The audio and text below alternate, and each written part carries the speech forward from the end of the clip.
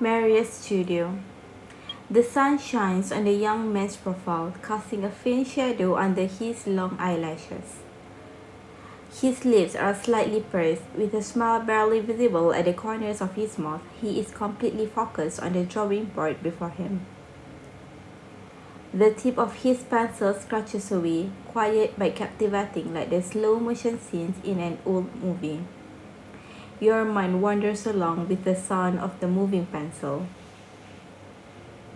Drawing with Marius is pretty fun.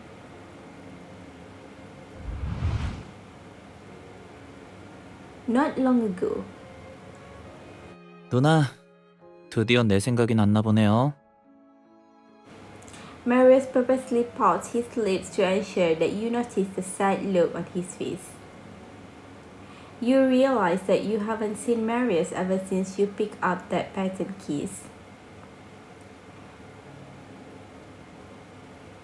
I've been working on some complicated cases and I lost track of everything else.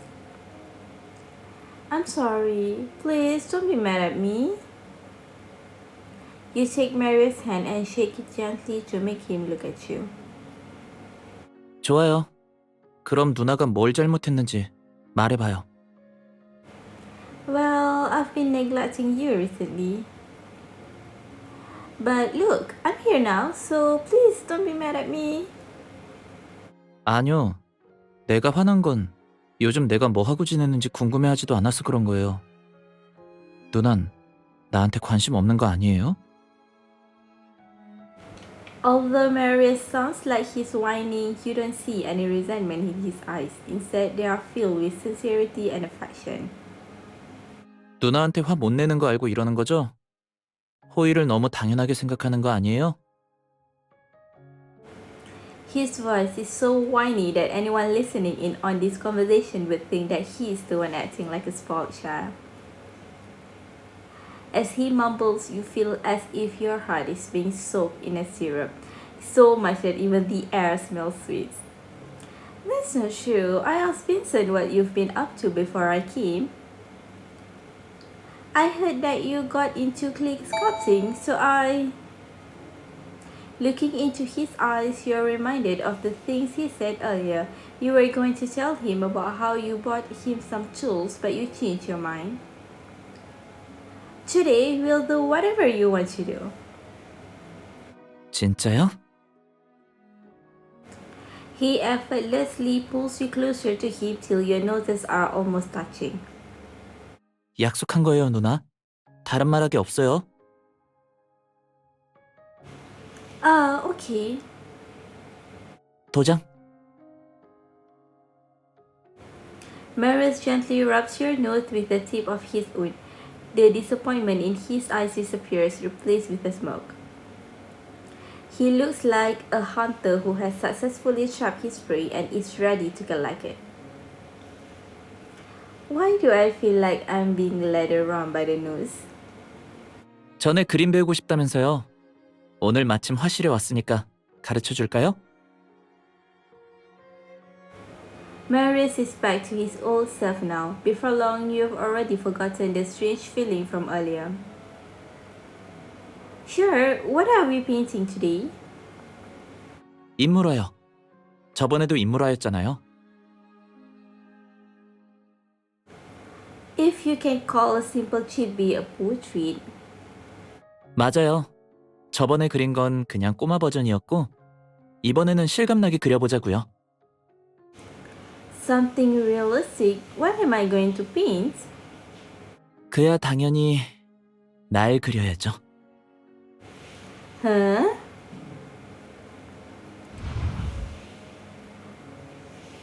Before long, Marius has already gotten you seated in front of an easel. Seeing the lack of resemblance between your portrait and Marius, you feel a little embarrassed. The overall structure is correct, but the focus of Marius' eyes looks funny. Marius seems to have overestimated my ability. This composition is too hard. 누나, 내가 그렇게 잘생겼어요? 지금 몇 번을 멍 때리는 거예요. You're attractive. Wait, what? No! I was so lost in thought that I spoke my mind before I knew it. 역시 그럴 줄 알았어요. It's not like that. I'm looking at you because I'm drawing you. Besides, how do you know I'm looking at you if you're not looking at me? 맞아요. Marius puts down his brush and looks over with a smile. 계속 누나만 보고 있었어요. His honesty makes you embarrassed. You raise your hand to feel your burning fist. You don't know if it's from the sun's heat or from some other reason, but either way, you're left floundering. Just then, you notice a painting on the coffee table. Oh, what's this? It's an oil painting of the back view of Marius holding your hand. Although the stroke seems unrefined, the painting gives off a warm and harmonious vibe. Did Timmy draw this? Seeing the childish signature that says Timmy Cardell, you can't help but smile. Timmy's signature is perfect representation of himself. He may be a kid, but he takes everything very seriously. 그 그림이 마음에 들어요? Marius puts down his brush and sits next to you on the couch. Well, it's a very nice painting, way nicer than mine. Before you can finish your sentence, Marius turns you around to face him. Your ears begin to burn red. 그만 봐요. 누나가 다른 사람이 그린 누나를 보는 건 싫어요. His breath drifts past your ear. Marius' voice is low, but your heart pounds increasingly louder and louder. Marius, are you jealous of a little kid? 누나랑 관련된 일이라면 엄청 쪼잔해지거든요. You're in it too. How do you know I wasn't looking at you? You look at Marius and mock him in a similar tone. 난 여기 있잖아요. 그냥 날 봐요. 얼마든지 봐도 상관없으니까. You can't help laughing, then you pick up Timmy's painting again. Did Timmy send you this painting? 네. 형이 남긴 단서들을 찾아줘서 고맙대요. I see. You stroke the canvas gently. The paint's grainy texture reminds you of the boy, stubborn but kind-hearted. I hope everything is fine with Timmy, but looking at this painting now, I feel like he's slowly coming to terms with all that pain. 서준이 아버지가 그림을 전해주러 오시면서 예전보다 많이 밝아졌다고 하셨어요. 지금 그림도 열심히 배우고 있대요. That's great. Maybe we'll be able to see his work in the near future. 그렇게 간단할 리 없잖아요. 내가 그 나이 땐 훨씬 더 잘 그렸는데. Well, after all, not everyone is as talented as Z. 그렇긴 하죠. 자, 이제 누나의 그림 실력이 어떤지 볼까요? 누나는 제트의 첫 제자잖아요. Ah. Before you can react, Marius has already taken you back to the drawing board.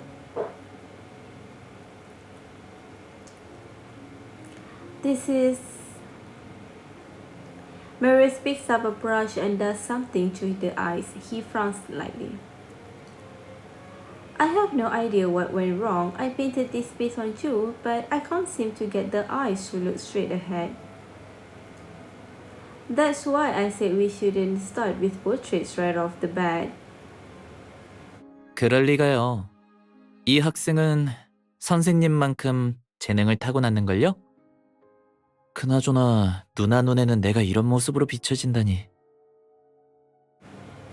His gaze lingers on the raised corners of the young man's lips in the painting. want you to always be happy, just like in the painting. You should stop frowning when I'm around you. At least just be yourself, Marius. You turn around and look at him, then raise your hand to smooth your fingers over his eyebrows. As you're about to retract your hand, Marius grabs you by the wrist and gently pulls you into his arms. 그럼 뽀뽀해줘요. 뽀뽀하면 행복해지거든요. He closes his eyes. His eyelashes tremble slightly, showing you that he's not as calm as he sounds. He gently places his hand behind your head with a smile on the corners of his lips, looking exactly like the picture in the painting. Maybe it's because you didn't react, but he opens his eyes and gets even closer to you. 누나가 뽀뽀해줄 때까지 계속 기다릴 거예요? 안 그러면 이 손도 안 놓을 거예요. No one should hesitate when the one they love is right in front of them. With infinite admiration and excitement, you stand on your tiptoes, leaning closer to him. A sudden knock on the door interrupts you. Marius looks very annoyed. He bends down and gives you a peck on the lips. 다음번엔 꼭 받아낼 거예요. Alright, but you should let them in. It must be important if they are here on your day off. 많이 중요해야 할 거예요. He nods reluctantly, and you then hold your hand over your heart. Beneath your palm, your heart pounds restlessly.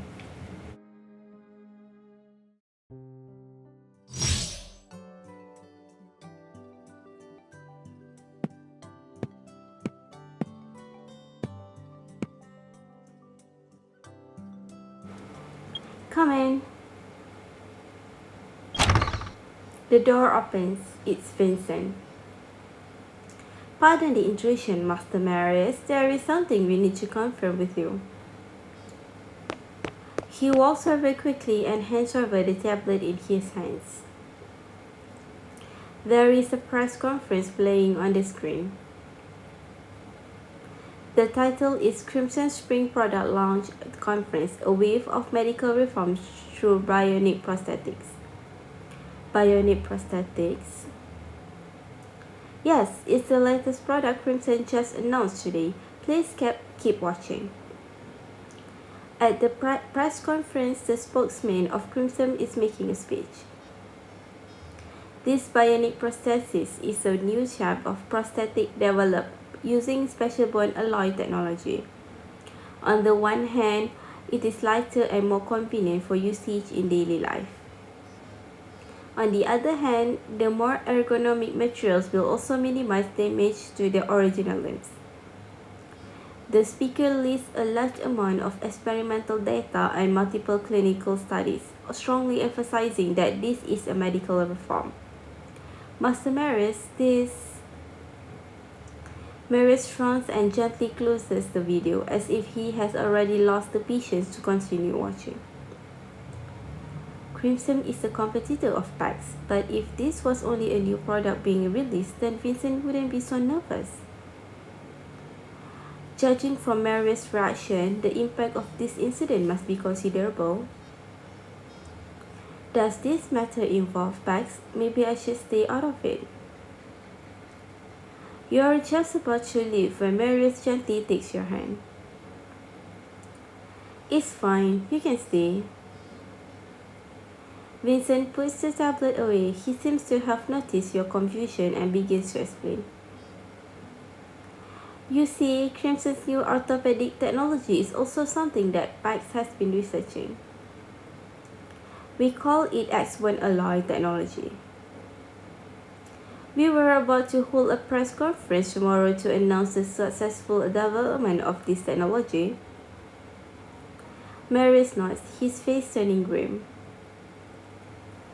Being the pioneer in any industry is always a massive advantage, as it allows you to gain the most brand recognition. Although Crimson's technology isn't exactly the same as PAX, He sees the chance to get a head start just by holding this conference. Oh, I see. But for a company as big as Specs, they shouldn't pose too much of an issue, right? This isn't particularly serious for Specs, but for our Master Marius, it is very serious. What? S1 Allied Technology has always been the main project he supported. We firmly believe that this market has huge potential, so we spent a lot of time on this project. Originally, it was to be released tomorrow, but now that Crimson has gotten ahead of us, Vincent doesn't say more, but somehow you understand his unspoken words.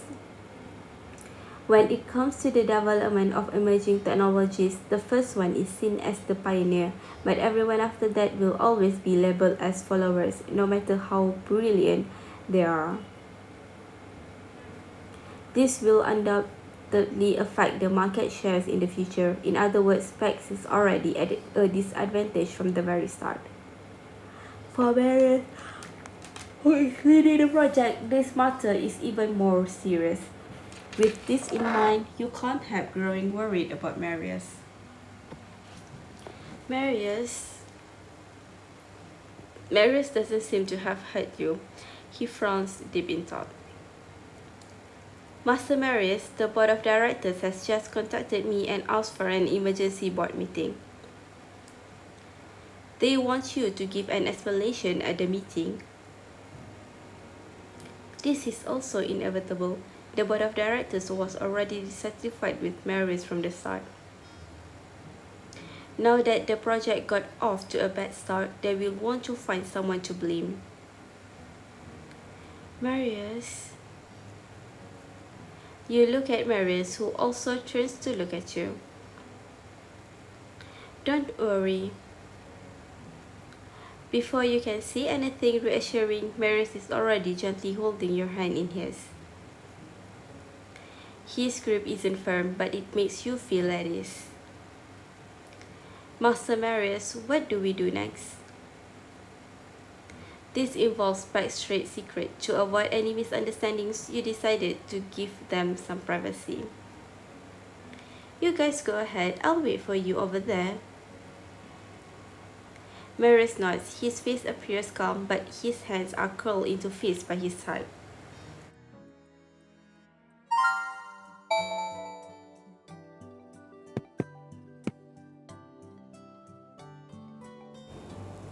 How could this happen? You walk to the side and turn on your cell phone to see the public's comments on the Crimson conference. On the internet, most of the comments about the Crimson technology are positive. I hope the product is as good as its publicity. I want to buy one for my husband. Whenever I look at his legs, I feel very sad. I'm really looking forward to this. It will definitely benefit many people. Crimson really cares about the welfare of minorities, as always. In terms of commercial benefits and social impact, Crimson has really won this round. This might completely eliminate PACs from the market. What does this have to do with PACs? I wonder if these are fake comments set up by Crimson. Crimson's bionic prosthetics are revolutionary for the whole market. PAC has been left miles behind. Yeah, there's no need to compare Crimson with PACs anymore. The comments gradually changed from discussion about the technology to the competition between Crimson and PACs. These commenters don't know about X1 alloy, but they can already sense how important this is to PACs. For Marius, the pressure must be unbearable. With this in mind, you can't help looking at Marius. He seems to be asking Vincent to do something. Vincent nods, looks at you, gives you a nod, and leaves.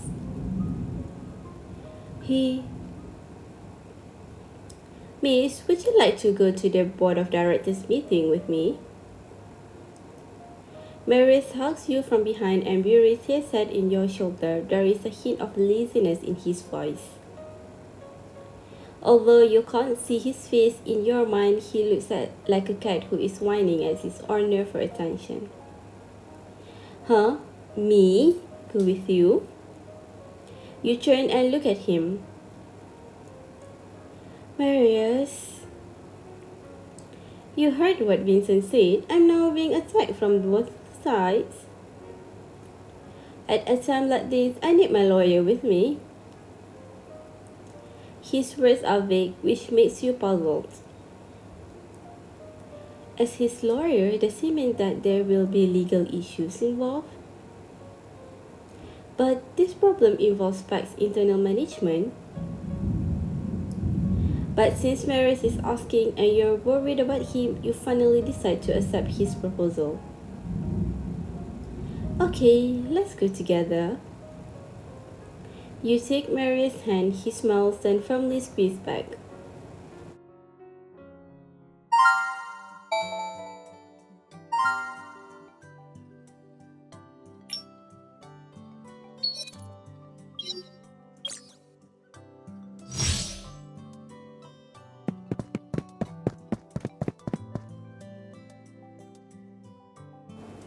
As soon as you enter Pax, you feel many eyes staring at you and Marius. Mr. Von Hagen, the directors are waiting for you in the conference room. Thank you. Marius just nods expressionlessly, silently exuding an aura of authority. Without stopping, he leads you straight to the conference room. Pax conference room. As you step into the conference room, the directors, who are still whispering, immediately go silent. Mr. Marius, what is this? Are you trying to impress your girlfriend? What kind of farce is this? The one who spoke is Don Addison. Marius once thought he was neutral, but later realized he had hidden motives. Now it seems he's not even going to bother pretending anymore. Director Addison, I'm Mr. Von Hagen's lawyer. I'm here today because Mr. Von Hagen informed me that this board meeting may require some legal support. This is an internal management meeting. Why does this concern the law? Whether this meeting concerns the law is not up to you to decide. You little... Lost for words, Addison rolls up his sleeves and sits down. Harrison looks at you and Marius. Come on, please take a seat first. Mr. Von Hagen, Miss Herrera. Marius nods and pulls out a chair for you before seating himself. Let's get down to business. How do you plan to solve this problem, Mr. Marius? Nathan Coleman, who remained silent until now, calmly speaks up.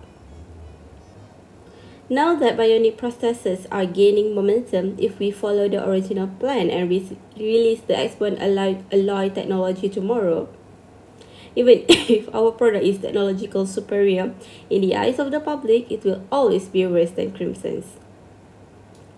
In my opinion, our best course of action is to cut our losses as soon as possible.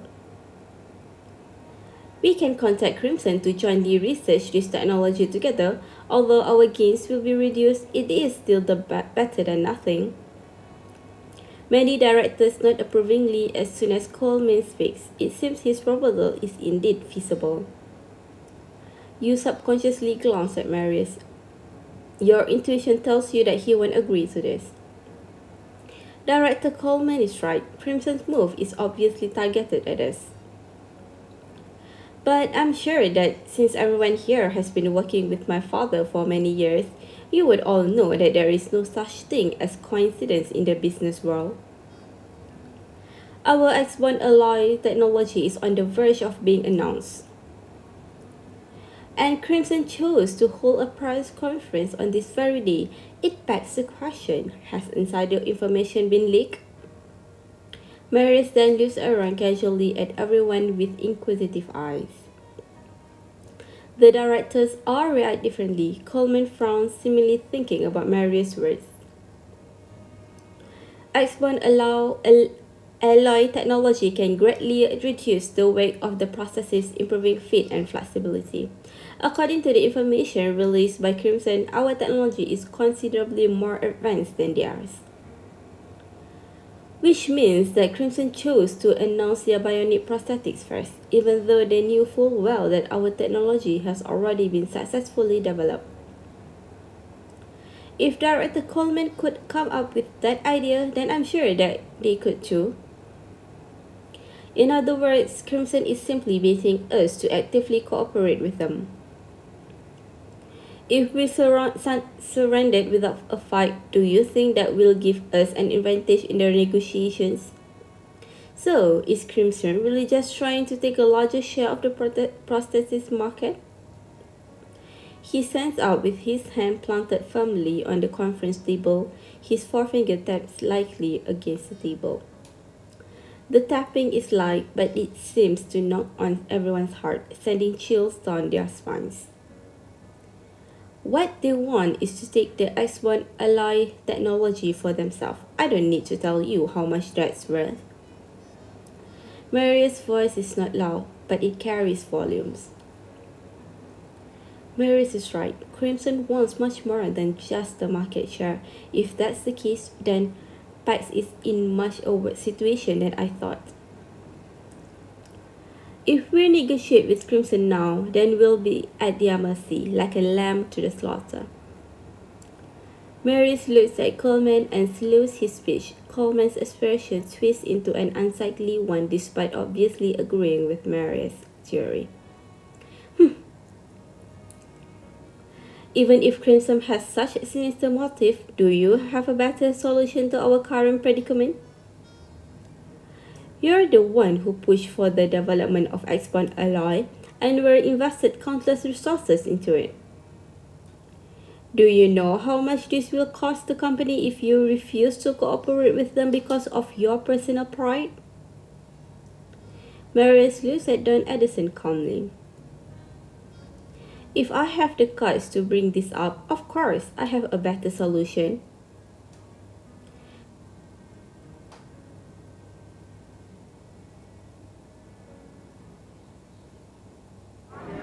Marius' words caused the stagnant atmosphere in the conference room to erupt into an excited discussion. Why your solution? Are you going to ask your dad or your brother for help? Gian has always been a touchy subject for Marius. Even if Addison is trying to place blame on Marius, this is too harsh. Sheldon Harrison seems to have noticed that Addison has crossed a line, but Marius stops him just as he is about to speak. Mr. Addison, do you doubt my ability to handle this incident? He looks at Addison with a hint of mockery in his smile. Of course, all your previous mishaps are just minor events compared to this incident.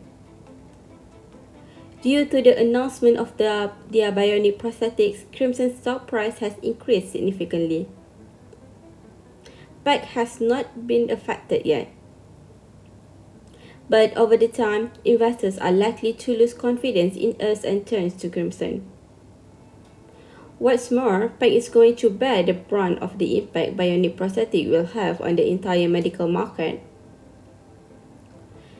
Shall I go on, or are you still too young to imagine the consequence, Mr. Marius?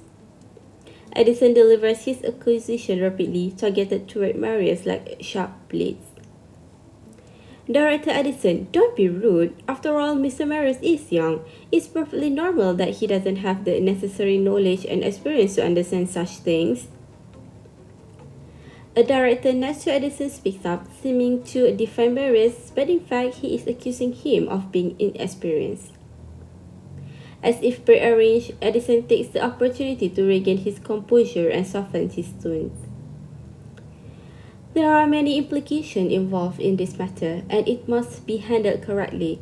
There is no need to take on this burden yourself. This time it would be prudent to listen to your elders.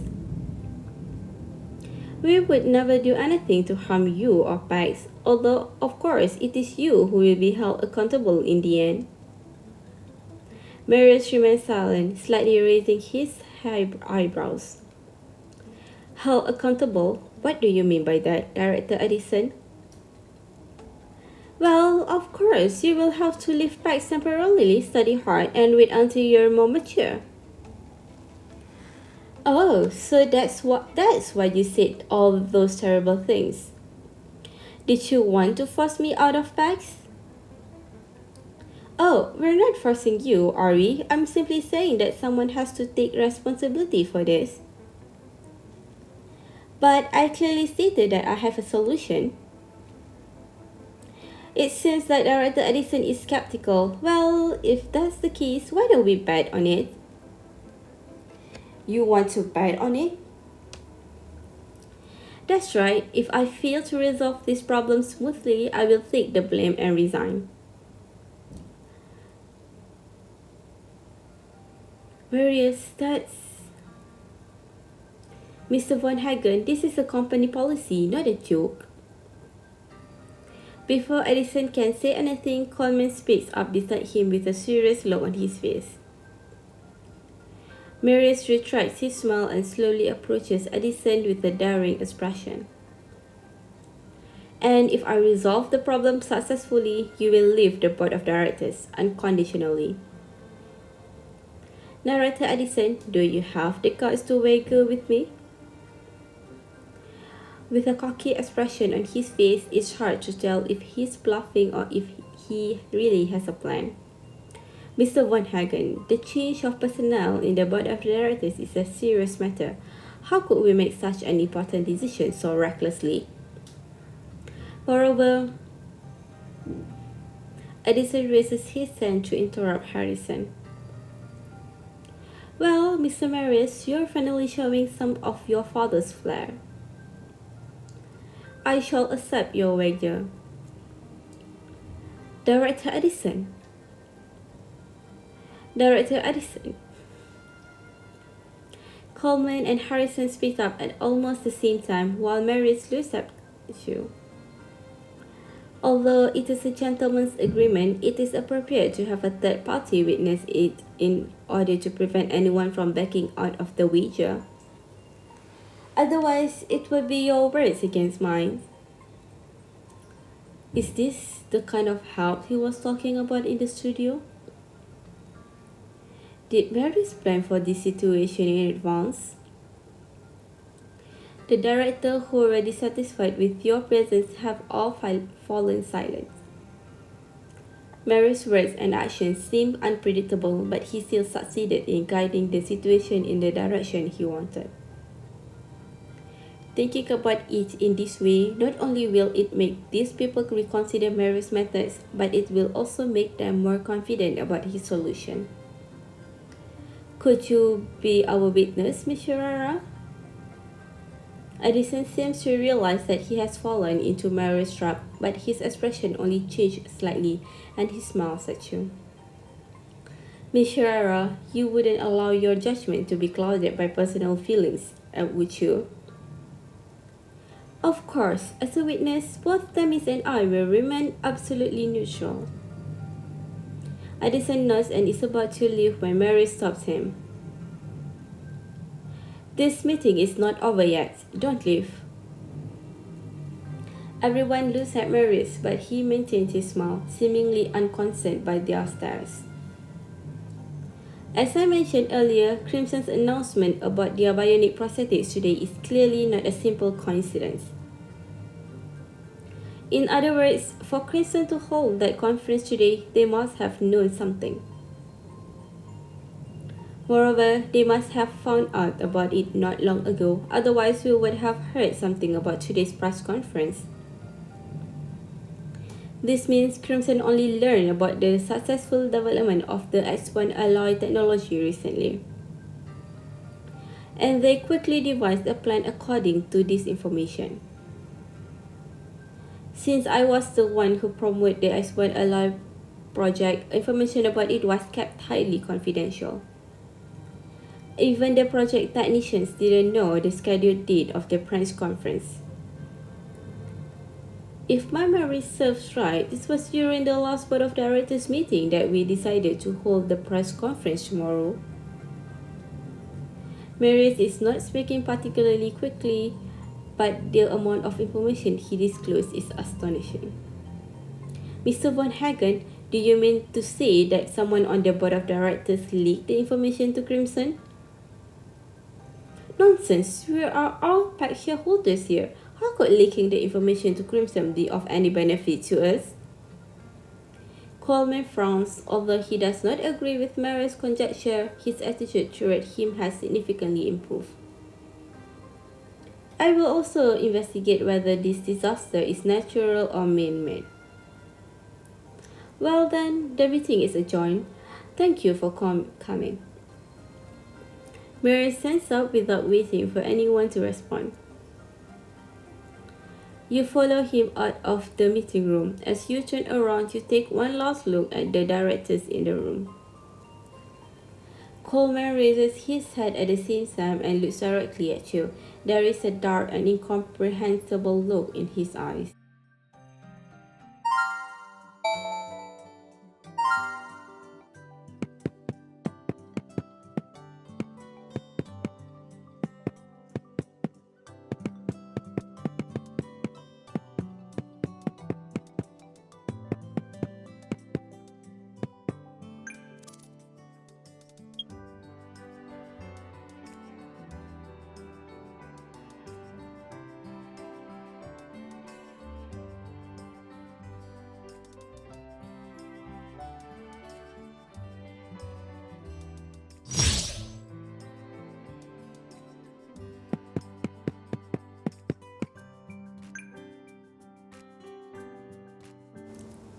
In the president's office, Marius remains silent, and his face is not as relaxed as it was in the conference room earlier.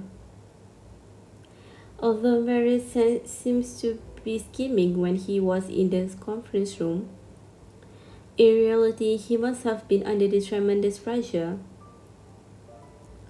But there is nothing I can do. As Harrison once said, you really can't help Marius in situations like this. For a moment, you can't help feeling a little lost. No, Marius must be feeling very stressed right now. This is not the time to doubt myself. Watching him from the side as he is deep in thought, you walk over and gently take his hand. Just as you thought, his hand isn't as warm as usual.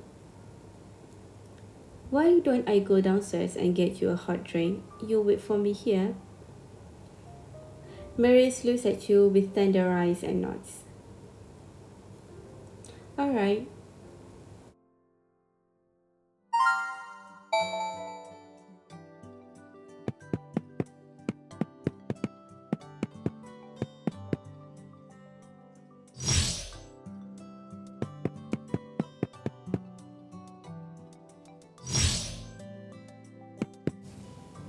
Hello, miss. What would you like to drink? 2 hot coffees, please. Sure, please wait a moment. You nod and walk over to one side with a small receipt in your hand.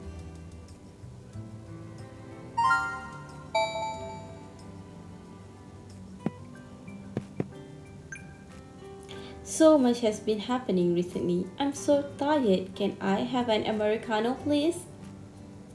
I'm actually still on vacation, but I came back right away as soon as I saw the Crimson press conference. Oh, you poor thing. Oh, you have no idea. At times like this, the public relations department is particularly important. It was hard work dealing with those anonymous emails before. Now, this. They should give you a raise. That's right. Do you think Mr. Marius is cursed or something? That last incident was already a disaster to deal with. And now Crimson is making such a public campaign for bionic prosthetics. He must be under a lot of pressure. I wonder if someone is jealous of Mr. Marius and started these ridiculous rumors about him. Most of the public sees the anonymous email incident as a rumor. Looks like Marius has done a good job managing the public's opinion of Pax. If even Kenji isn't saying anything, then what gives them the right to spread rumors about Mr. Marius? Although the work has been quite hard recently and I've been doing a lot of overtime, I still support Mr. Marius. Geez, why are you so loyal all of a sudden? Well, you didn't see Mr. Marius at the board of directors meeting today. He played those old directors like a fiddle. He handled it admirably. I would have been scared witless if I were placed in such a tough situation. Yeah. The barista at the bar nods in response, then smiles in embarrassment when she suddenly notices you watching. Miss Herrera, your hot drinks are almost ready. Please wait a moment. Sure, thanks. The anonymous email incident doesn't seem to have caused too many problems after all. Still, who is this Kenji person they were talking about? Your question only increased by the minute. You walk over to the side hoping to clear your mind.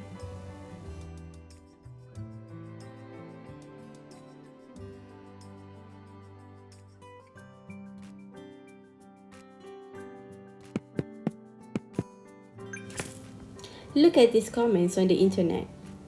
There's no way they're not written by Crimson's writer. Yeah, it's just bionic prosthetic technology. It's not saving the universe. What's the big deal? Geez, so many people are talking about us in the comments too. I wish I could tell people to stop posting unofficial announcement. Just look at this comment section. It's enough to make you think we're going bankrupt tomorrow. That's a bit of an exaggeration. Totally, but Crimson really did overwhelm us this time. Don't say that, you're damaging our team morale. But those bionic prosthetics really are quite impressive. Crimson's reputation must be going through the roof. Well, that's true. I wonder if we have any countermeasure.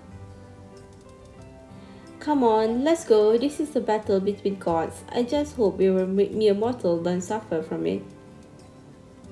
This matter is already having a great impact. Even Pax employees are losing confidence in the firm. Marius said he has a solution. What exactly is he planning to do?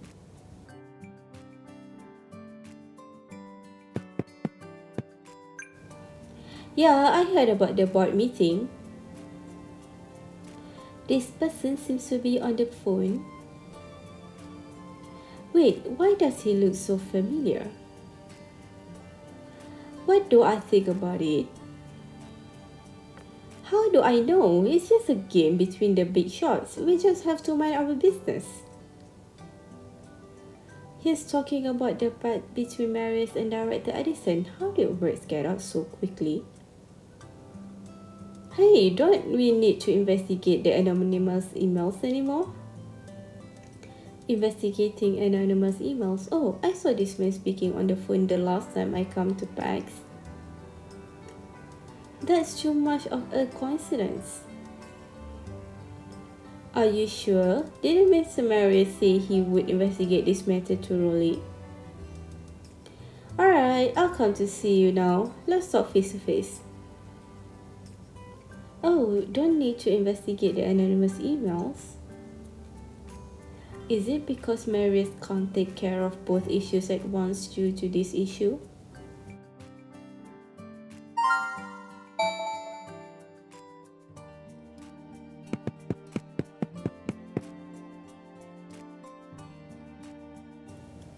After wandering aimlessly for 10 minutes, you receive a message on your phone that your drinks are ready. Finally. At the bar, you are just about to speak when the barista looks behind you. Secretary Kanji, your card. The man turns around and quickly walks over to take the card. Hmm? Have I met him somewhere before? Miss Herrera, Miss Herrera. Oh, sorry, thank you. You take the 2 cups of the hot coffee and contemplate for a while before deciding to ask the question in your mind. Who was that gentleman just now? I heard you call him Secretary Kenji. Oh, you mean Kenji? He's President Van Hagen's secretary. Isn't President Van Hagen's secretary Vin? Before you finish the sentence, you suddenly realize that the President Van Hagen the staff was referring to is Jian. See, even you misunderstand, let alone the others. When President Van Hagen went abroad before, he didn't take Secretary Kenji with him, and they haven't been in contact all these years. So some people in the company are saying that it was Secretary Kenji who had been underperforming at work and lost to favor of President Van Hagen. Well, thanks to that, Secretary Kenji is now in a very awkward position in our company. While listening to her talk about Kenji's awkward situation in the company, you try to remember some details about the man you just met. He wore a black jacket and looked to be about the same age as Jan Van Hagen. His face was stern and intimidating. I don't recognize his face, but why does he feel oddly familiar? I can't remember. Oh well, never mind, it must be my imagination. Unable to think of an answer, you nod to the barista and turn to leave.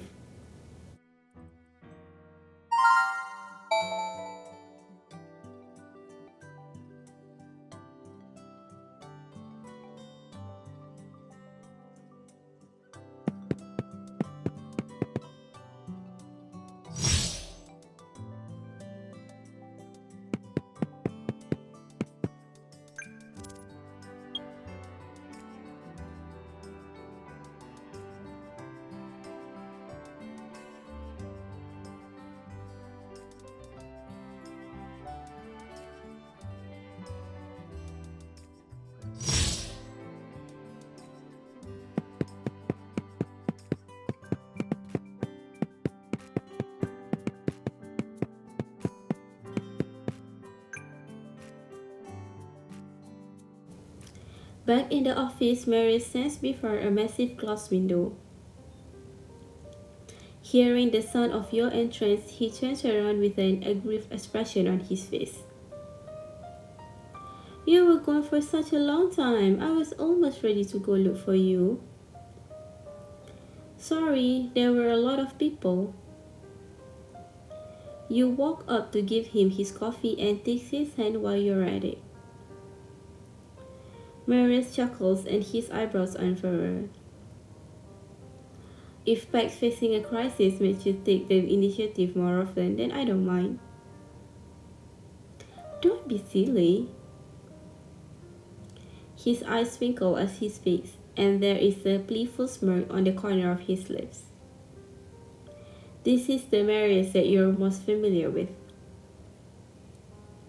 Try it. How does it taste? Marius takes a sip as instructed. Perfect, you really know me well. He bends down slightly and looks you in the eyes as if referring to something else. But I can't guess what you're thinking right now. Can't you? I thought you could see right through me. The more nervous he is, the more he'll avoid the subject. This is Marius' habit. In that sense, you really can see right through him. So, who do you suspect? Who do you think leaked the information about your X1 alloy technology? Wow, you're really cutting to the cheese, huh? Marius curls his lips and takes another sip of his coffee. Miss, have you been wanting to ask me this for a long time? Well, yeah, I'm worried about you. I know you are. Marius gently hugs you and pats you on the back. What is this for? I'm comforting you. You're the one in trouble. What are you comforting me for? He loves the pleasant tune lingering in your ears. Wait, you haven't answered my question. What do you think, miss? How about this? I'll count down from 3, then we'll say who we suspect at the same time.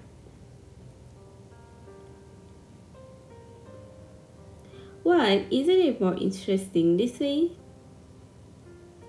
Marius pouts like a child who wants candy.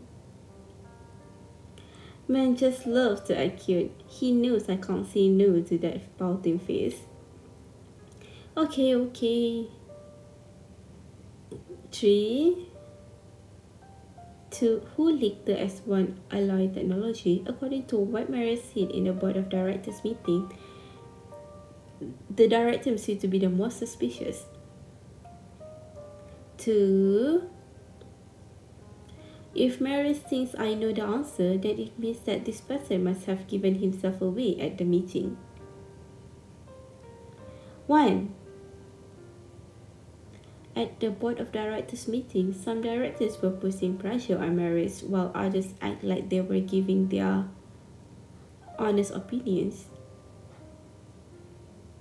Who on earth is it who has been hiding their malicious intentions? I suspect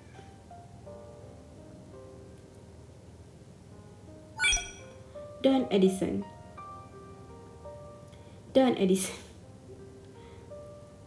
You both say the name at almost the same time. Although you were mentally prepared, you're still surprised to hear Marius coming to the same conclusion. I told you, miss, you really do know me best. But why do you think it's Don Edison? First of all, Edison has a history of doing things that could harm Pike's interests. Secondly, in the board of directors meeting, he changed his attitude and became very aggressive. That's how he fell into your trap, isn't it? However,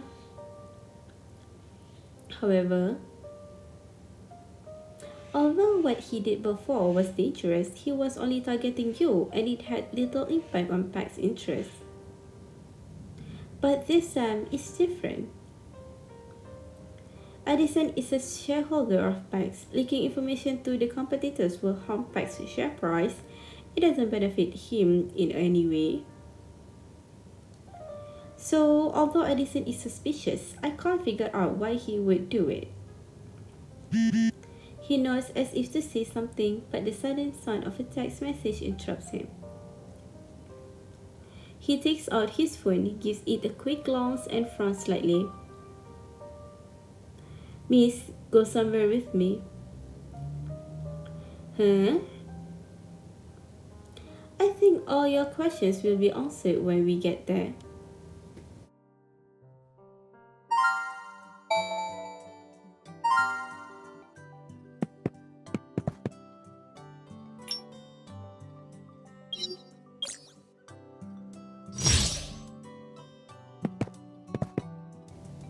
You follow Marius to North Astalis. Along the way, he keeps being mysterious and refuses to tell you anything. Until you arrive at a dilapidated house. As you're about to ask, he quietly gestures for you to pay attention to the voice coming from the room.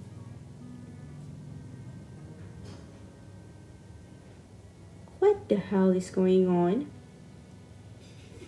From somewhere behind a wall comes to the angry voice of a man asking questions. I was just trying to show that bright Marius whose boss who knew he would get me involved in this bad. Now I might lose everything. Didn't you promise me that nothing would go wrong? That voice. You look at Marius, who gives you a nod and acknowledges your guess. The speaker is Don Edison. Mr. Edison, I just want to pave the way for President Van Hagen's return. Who knew you would go so far as to anger Mr. Marius? Mr. Marius may be young, but he's a member of the Von Hagen family, so this isn't surprising. There's obviously another person in the room who seems to be Don Edison's accomplice. They don't seem to be talking about the information leak. I just wanted to show him who's boss. I didn't know he'd go crazy like that. If it wasn't for this, they would have found out about me. Then Edison seems to let out a sigh of relief, and the tone of his voice softens. Sounds like he's trying to comfort someone else.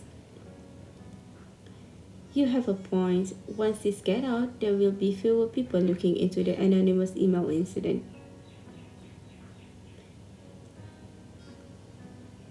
Edison's words are like the last piece of a jigsaw puzzle. The facts are still hidden behind a layer of fog, but the truth is being revealed. According to Edison, he is responsible for both the anonymous emails and the information leak this time. He leaked the information to distract Marius from the anonymous email case. Now his motive and the course of events are clear. You look at Marius. Having found out about Edison's repeated betrayal, Marius must be very upset. Is he? You thought that Marius would walk right in and confront them. Let's go. Instead, he takes your hand and gestures for you to leave with him.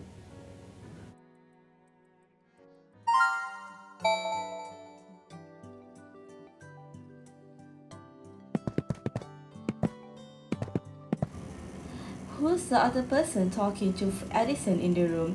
He sounds like someone related to Gian. Along the way, your mind runs wild. But how did Marius find out about everything? Why doesn't he look the least bit surprised about this secret meeting and all the conspiracies involved? Has he known about it this whole time? Subconsciously, you turn to look at Marius. His slightly pursed lips reveal his turbulent mood. No, he didn't know, but he probably noticed something along the way somewhere. The conversation just now must have confirmed his suspicions. Thinking about this, you can't help feeling sorry for Marius, so you grab his hand tightly. What's up? I should be the one sighing here, so why the sigh? Marius looks tired, but he still pretends to be relaxed with his light-hearted jokes. Marius. Okay, I know you must have a lot of questions. Let's get back to packs first. I promise I'll answer all your questions when we get back.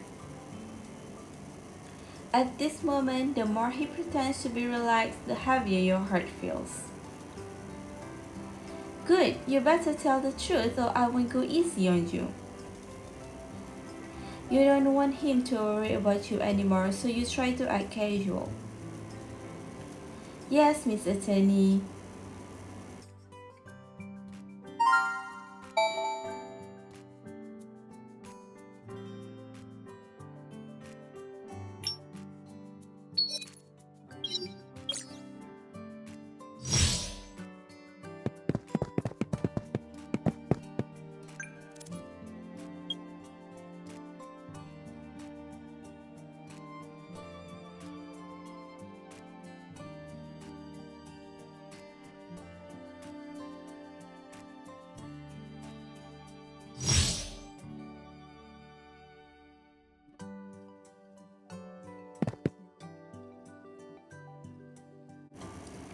Backside patch, you feel a sense of fatigue permeating your body as soon as you sit down on the couch.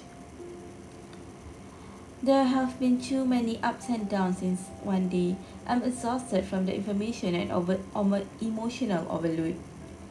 Marius sends you a cup of warm water and sits down next to you. Miss, you must be tired. Thank you for turning around with me. You look at him and a corner of your heart softens. An idea appears in your mind. You turn around and hug him. You're the one who must be tired. Marius, you've done very well. I mean it. Before he can open his mouth to explain, you have already sensed all the effort he has put in. For a moment he seems stunned, then he raises his arms and gently wraps them around you. As soon as I heard the news of Crimson's press conference, I suspected that someone on the board of directors might have leaked the information. So I told Vincent to keep an eye on the directors' movement. Oh, this is what you were talking about in the studio? Yes, then at the board of directors meeting, I taunted and challenged them as a form of test.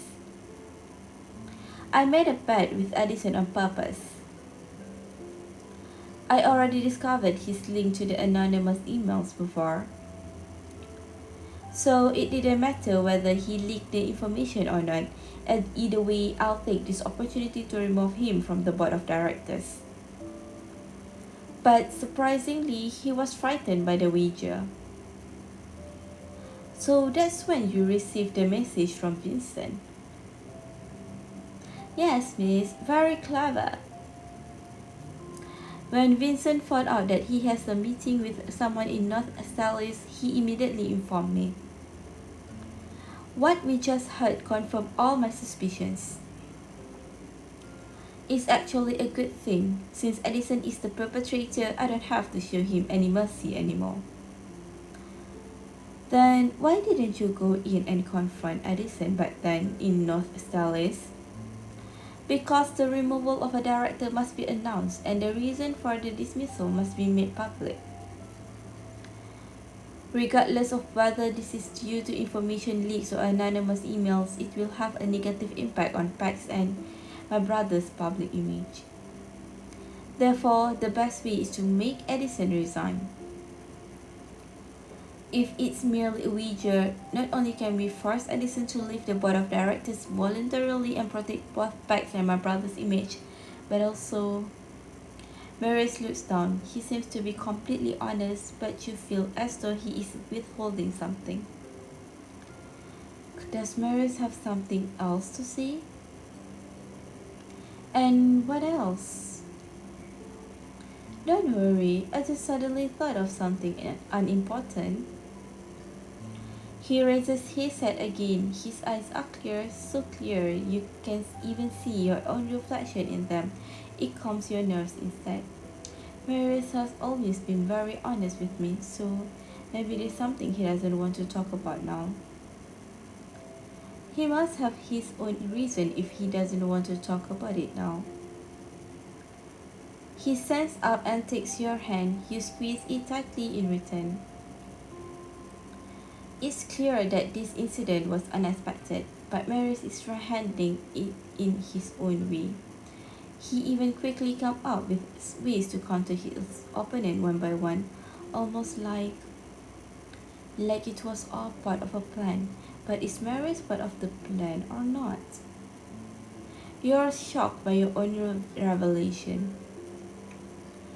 What am I thinking? How could this be arranged by someone?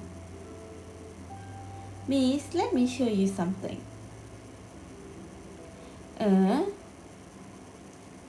While you are lost in thought, you suddenly realize that Marius has led you to the windows. You didn't notice it earlier, but it's already nighttime. The night is dark. Thousands of lights twinkle like specks of light, and the stars in the sky are like broken shards of diamonds embedded in a dark blue cloth of silk. The two sources of light resonate with each other, making the entire scene appear surreal. Isn't it beautiful? It's gorgeous. It's gorgeous, but it feels lonely. You raise your hand and glide your fingertips against the glass, smoothing Mary's eyebrows in a reflection. Yes, it is so beautiful that it seems almost unreal. Marius looks at you, his eyes sparkling like shooting stars. I've always wanted to show you this view whenever I see it. Marius stands beside you in front of the windows. He turns to look at you. There is a vast sea of light behind him. Miss, do you think I'm a little selfish? It's a lonely view, but I still want you to enjoy it with me. Marius is smiling, but his eyes glimmer so brightly that they look like they are about to shed tears. Suddenly, you realize that Marius was not only asking about the night view. What he cares about is how you see the world he lives in. Do you think I'm a little scary? Manipulating people's emotions, playing with politics, scheming and plotting. You place the palm of your hand gently against his chest. His heart beats slowly but powerfully. You want to guard this place, don't you? Including this lonely and beautiful view. Although you feel lonely, you're still doing your best to protect it. I'm only starting to understand the burden you're carrying under your shoulder. You gaze into the distance again. At this point in time, the burden and loneliness you feel may be less than even a sliver of the burden Marius usually carries. Extreme measures are necessary for extreme situations. I just need to know that your heart is still the same as before. Under your palm, his heart beats faster and faster. Although you can't hear it, you can still sense his pulse resonating in your ears. Maybe that's not Mary's heartbeat at all. Shara, thank you for your company. He bends down and kisses your lips softly, like the gentlest breeze. Your fingers are entwined with his, and the distance between your minds and bodies diminishes. Shouldn't you pay back what you owe me? Before you close your eyes, you steal one final glance at Marius. Your beloved possesses a pair of eyes more beautiful than the stars in the sky.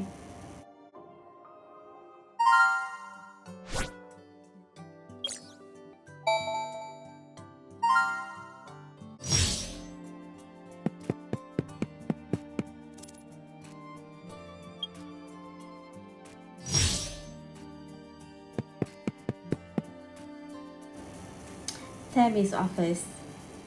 Phew, I'm so tired. It's finally over. I thought only criminal cases could go this complicated, but patent cases are even worse. This is the first time I've been involved in such a complicated case. Luckily, I have you to help me.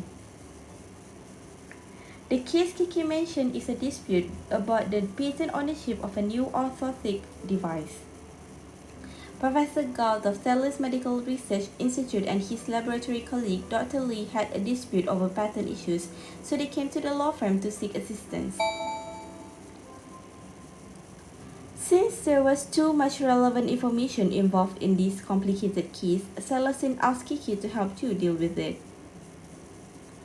All you can say is that it's just like what you'd expect from the Thales Medical Research Institute's top scholars. Even a patent case can get so complicated. Yeah, it's one thing to get the chain of evidence ready, but understanding the medical terminology behind the evidence, now that's something else. Hey, what's wrong with you? Huh? What's wrong with me?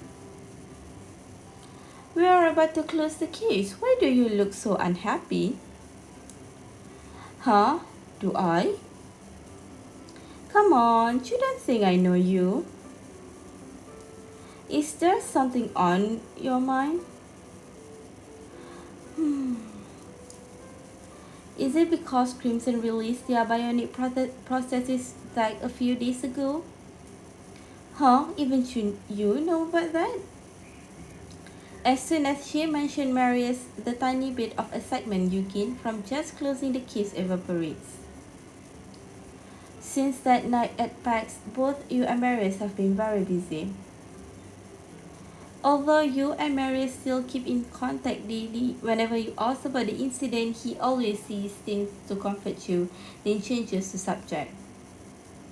Hehe, little do you know, not only do I read entertainment news, I sometimes look at business news too. So, what they say on the internet about the impact of Crimson's bionic prosthesis technology on pets is true? That's hard to see. Hey, you gotta have faith in Marius. I believe good will always triumph over evil. Even if Crimson is popular right now, pets will certainly find a solution. How do you differentiate between good and evil in the business world? Hey, if I support them, then they are good guys. Checking around with Kiki makes you forget your gloomy emotions and you find yourself feeling much more relaxed. Hey Sharara, look what I found. What is it? Kiki pulls out a photo from the pile of evidence and hands it to you. Does this guy look a little like the one you are missing? In the photo is a group of people who look like researchers. Kiki is referring to the person standing next to them in a suit. He is young but has an extraordinary air about him. Not to mention he has eyes and eyebrows that looks like Marius, giving him an air of superiority. Hey, this is Marius' brother.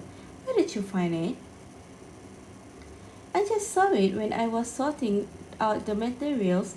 Previously, both of us just focused on those guys in lab coats.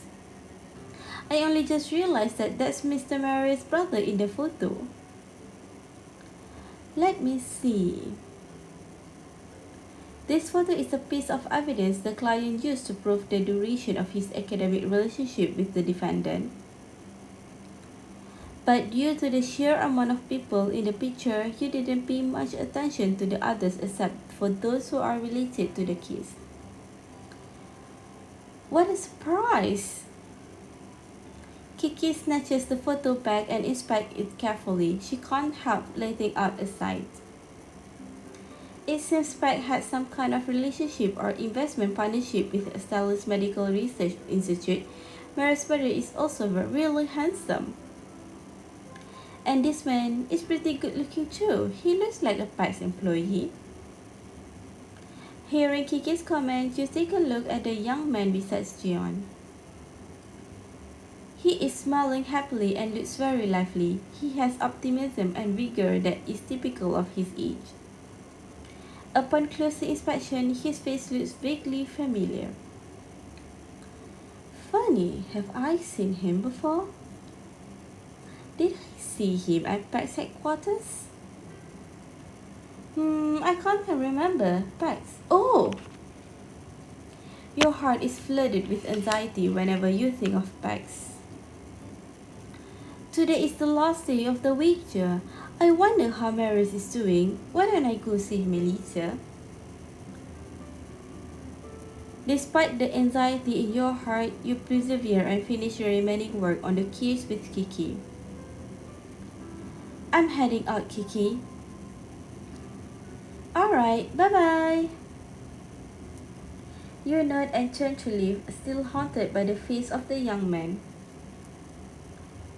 Maybe I should take a photo of it. I don't know why, but I have a strange feeling about this. After some deliberation, you take out your phone and snap a picture.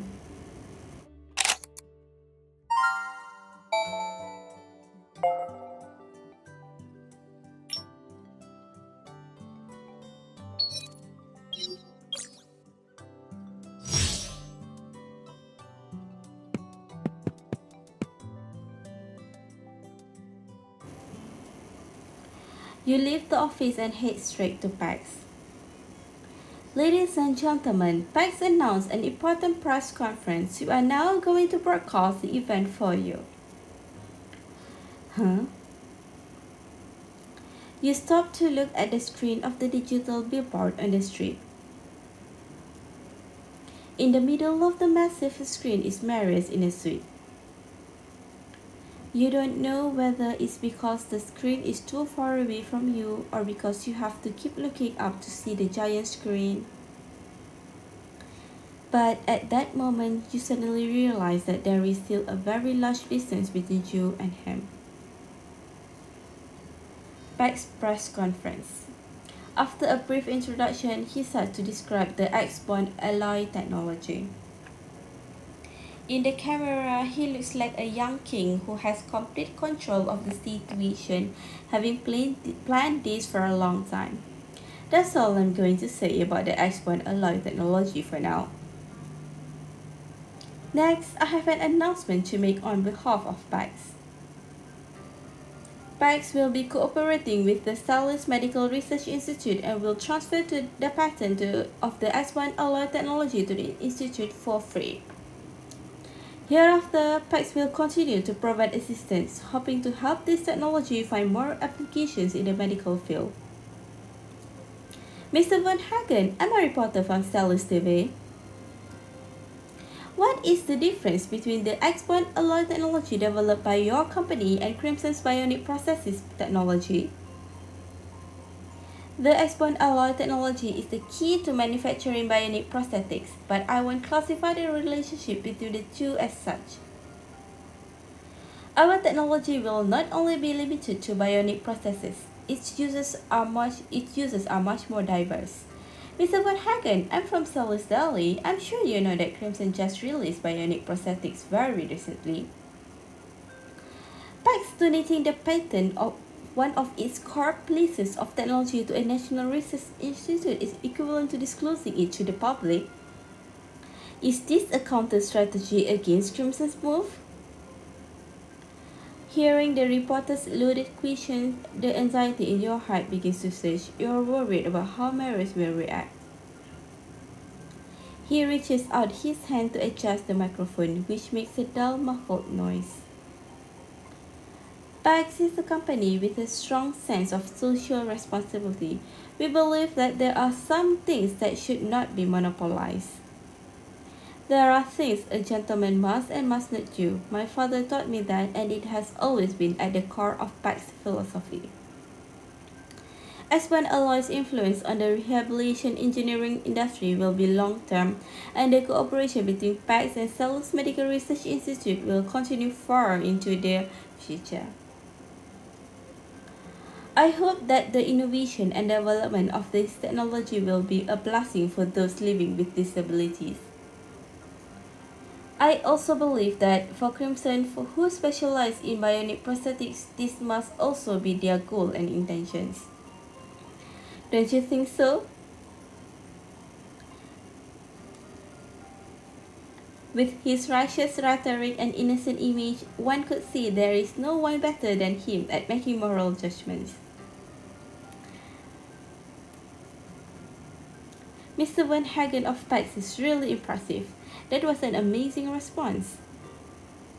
Yeah, he even took the opportunity to praise Crimson. If Crimson fight PAX, then they will be openly admitting that they only care about profit and they'll destroy their own image. Giving the patent to the people, this is godlike move. Never again will I say that the strength comes with age. Clearly, strength comes with PAX. While you're still rooted to the spot, two passerbys are discussing the press conference. The surrounding people's discussions are still ringing in your ears. You then became vaguely aware of the situation. This is probably the solution Marius was talking about. He endorsed the X-bond alloy by cooperating with the institute, although he lost the opportunity to be the pioneer in the market. He regained PAX's reputation. Needless to say, the joint research and the funding will put tremendous pressure on Crimson from a social responsibility perspective. On the screen, Marius is calmly answering the reporter's question. Your anxiety finally subsides. Marius has been maturing at an incredible pace, quickly adapting to the business world and making his own rules. He always tells you not to worry. In reality, he really did prove his ability to everyone with his own action. Listening to everyone praising him, you feel both proud and inevitably a little distressed. After taking on so much pressure, he finally managed to achieve a satisfactory outcome. With this in mind, you hasten your peace once again.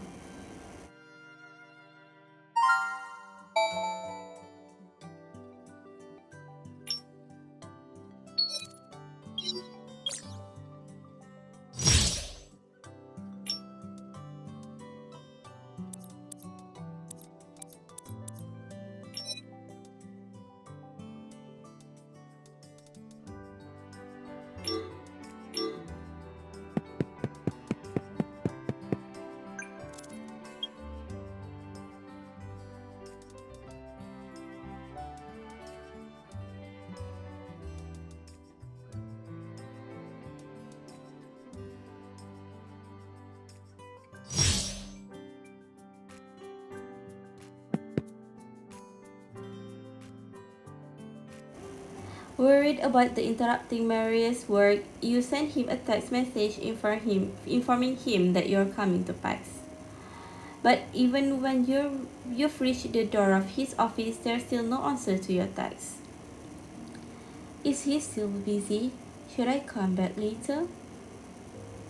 Sharira? While you're hesitating, the door of the office opens. Marius, who has changed his suit, comes out. He looks at you in surprise. I was going to pick you up. What are you doing here? I sent you a text message.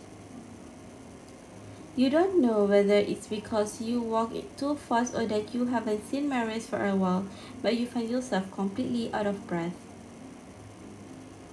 It's okay, no worries. Come into my office. Take your time.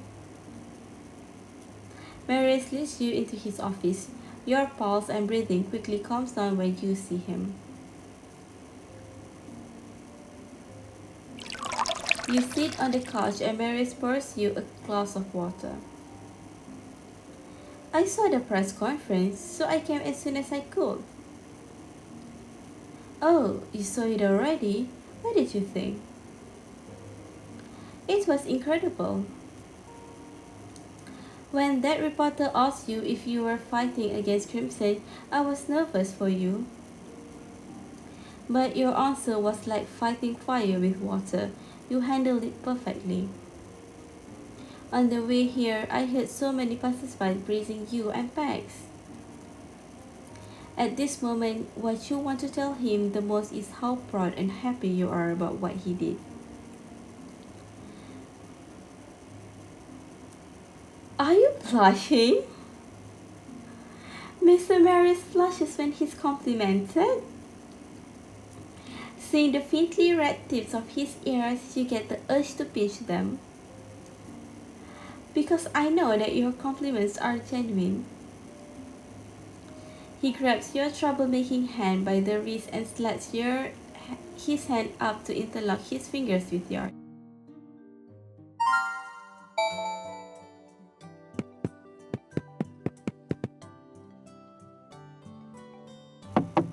Marius seems to have something to say, but a knock at the door interrupts him. Not again. His face darkens a little, but he finally lets go of your hand. Come in. Unexpectedly, it is Don Edison who comes through the door. Excuse me, Mr. Von Hagen. Don Edison is no longer acting aggressively like he did at the board of directors meeting. He looks defeated and tired. Miss Shera, you're here too. Good. Hello, Director Edison. I'm no longer a director. I resigned from the board of directors before coming here. Ah. I lost fair and square. You got the better of me this time. However, I don't agree with the way you risk backstreet secrets. What does he mean? You look at Marius in shock. Edison noticed your reaction and sneers. So she doesn't know? Mr. Marius is as cunning as ever. He has always intended to donate the patent. Checking into anonymous emails and even the wager itself was all part of his plan. He did it all to make me leave the board of directors. It was the perfect plan. He sent Kenji to lure me into sending those anonymous emails. Then he investigated the matter quickly before I could cover my tracks. I listened to Kenji's suggestion and leaked the date of the press conference to Crimson. What a conspiracy! I was wrong to say that you're like your father. You're much more cunning than your father. Edison is obviously angry and speaks very fast, making it impossible to interrupt him. And what he said is making you even more confused. Is this Kenji person he mentioned the one I found out about earlier? You thought the whole ordeal was over, but from his reaction, it looks like there's more to it than meets the eye.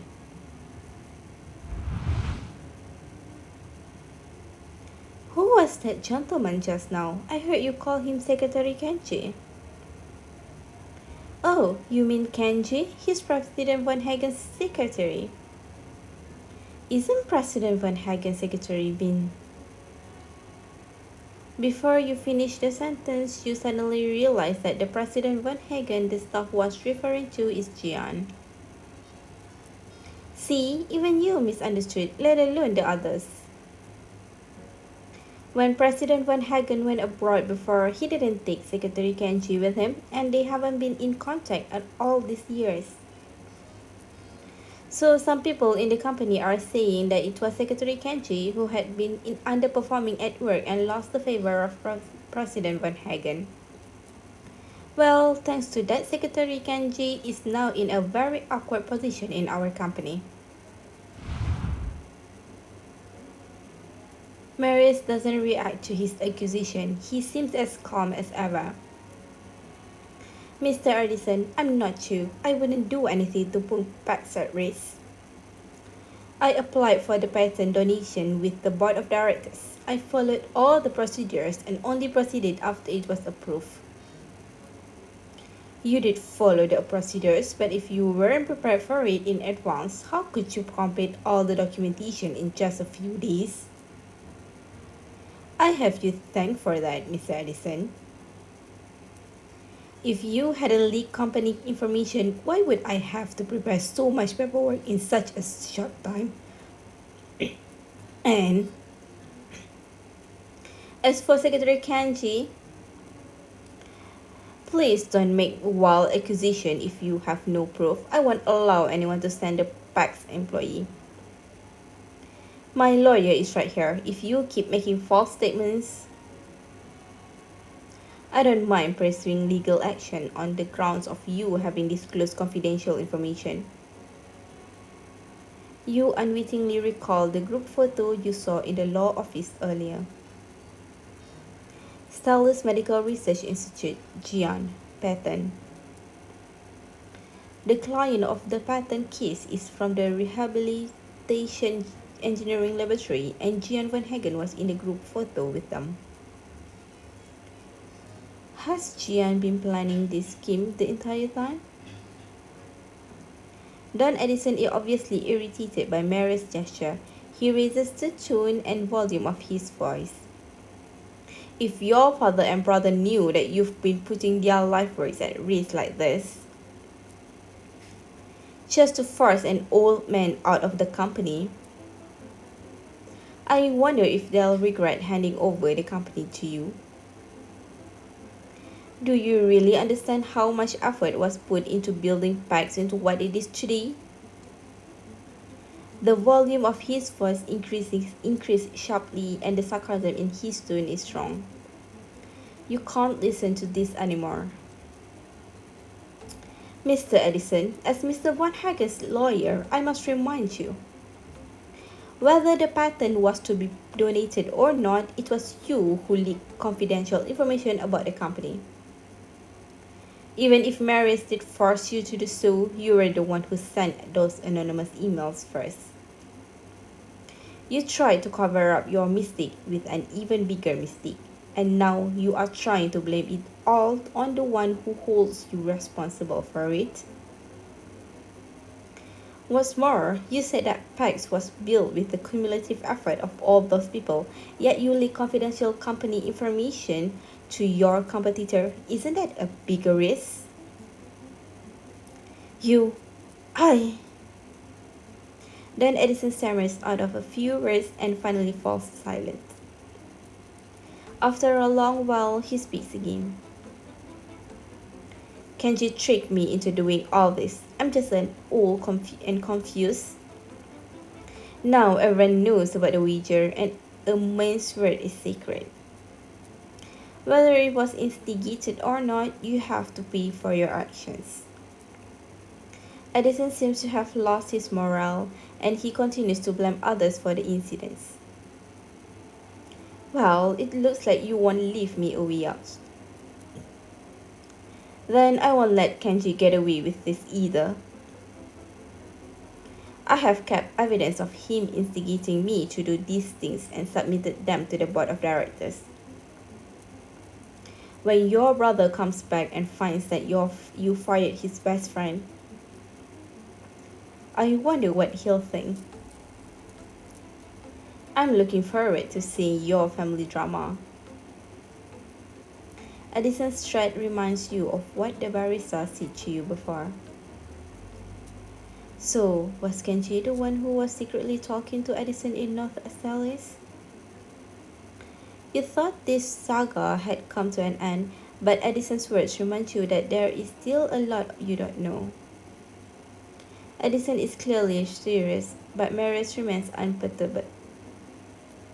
Well, he won't be on the board of directors by then, so don't worry about it. Seeing Marius like this, Edison realized that there is nothing more he can do. He shot him a ferocious glare, then leaves. His posture is no longer tall and proud like before. He slouches a little, appearing defeated.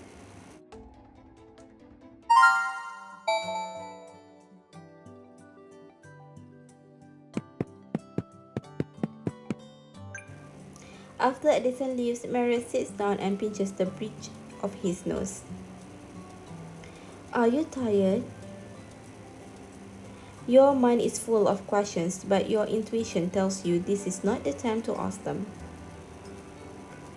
Marius' fatigue is almost visible to the naked eye, and your heart aches at the sight of it. Although Marius sounded confident, in reality it must have been hard to keep that up. A little. He rubs his face against your hand gently as if seeking comfort. Oh, Shira, I think I need you to cuddle me. Marius gently shakes your arm as he speaks in a whiny voice. How do you want me to cuddle you? Want me to buy you candy? Or should I tell you a fairy tale? What? You're not being sincere at all. I want you to kiss me. Marius looks up at you and points to his cheek. Suddenly, an idea pops into your mind. Let's keep work. Huh? He looks up at you with a surprised expression. It's the first time you've seen such a vivid expression on his face today. That's not a bad idea. He laughs again with a much more relaxed expression on his face. Presidents don't really have standard work hours. So I'm technically not skipping work.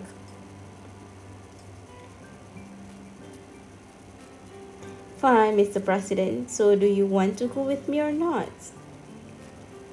You hold out your hand and he grabs it without hesitation, pulling himself up close to you. Yeah, take me away, miss.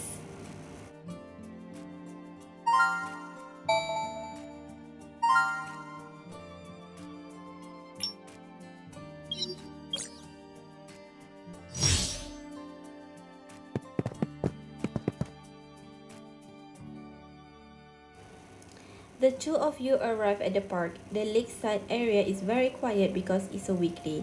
It's so silent that you can almost hear the sound of the ripples created by the wind. Sorry, I suggested that we skip work, but I couldn't think of a place to go. All I could think of was to go for a walk in the park. It's fine, I like it here. It's tranquil and relaxing. To not ruin the tranquility, you and Marius deliberately keep your voice down. Do you want to sit over there on the bench? We can pause in the sun. Okay.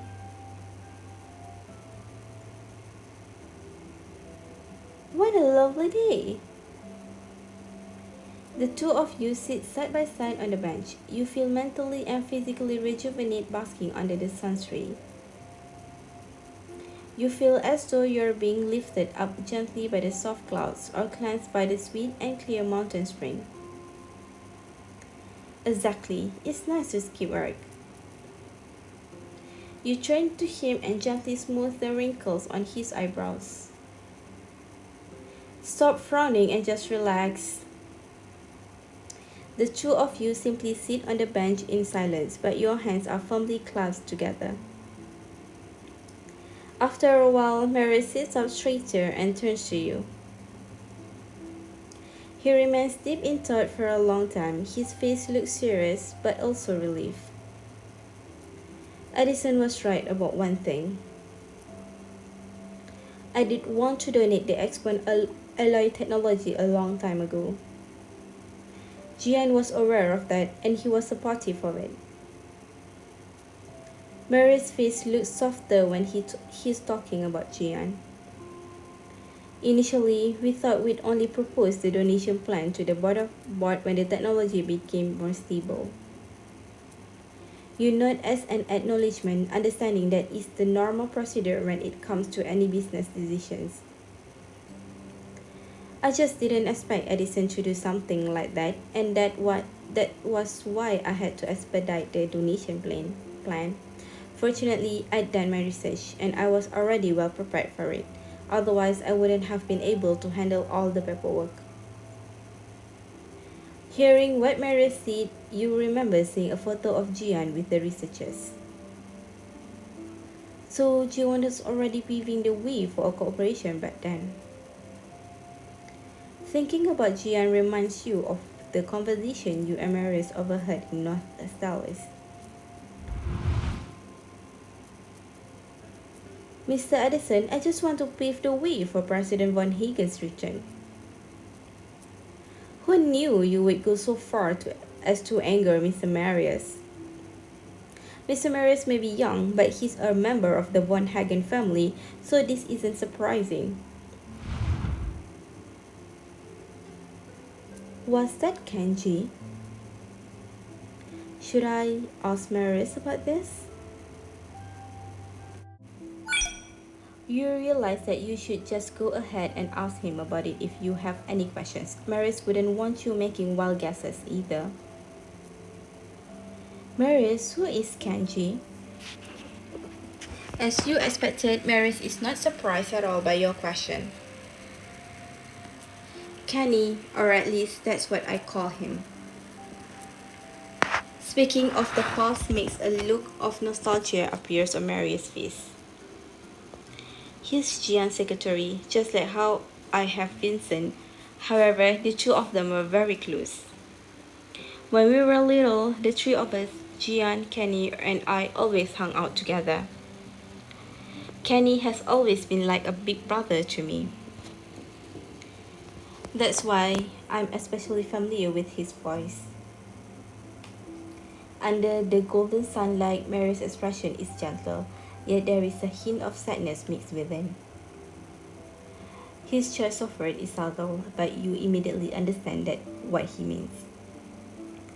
So the person you heard in North Acelis was Kenji after all. Marius had recognized him right away.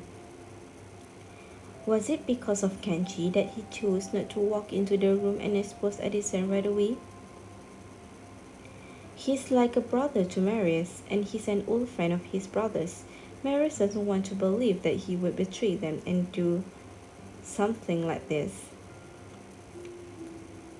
Vincent looked into it and confirmed that the evidence Edison provided is real. But I still want to believe it. I'm still trying to think of an excuse for him. He looked at you. The sorrow in his eyes is deep like a bottomless pit. Marius. At this moment, he looks fragile and helpless. If you don't want to believe it, then don't. This time, we don't need to rely on anyone, nor do we have to listen to anyone else. Let's go and find the truth for ourselves and make our own judgment this time, shall we? Find the truth for ourselves? Yeah, let's go find Kenji and ask him about it in person. Whether it's a misunderstanding or some kind of conspiracy, I'll still be right here with you. Mary's eyes began to water, glimmering just like the surface of a lake after rain. Thank you for being by my side, as always. Thank you for your infinite patience and understanding. He gently brushes aside the hair on the side of your bangs that had been tossed by the wind. You're right. No matter what the truth is, I have to ask Kenny myself. And with you by my side, I'll have the courage to do so. I'm glad you feel that way. So, where do we find Kenji? He must have left the office by now. Ever since Jian disappeared, Kenny has stopped contacting me. I know that he grew up with his grandma in North Salis. He used to take me and Jian to his grandma's house when we were little. Although he bought a house and moved out, his grandma still lives there. Shall we go and take a look there? Sure, let's go. You quickly pack up your things and get ready to leave. Marius looks at you. His eyes are sparkling gloriously. Thank you for lending me your courage. He finally smiles, and the gloominess on his face is gone.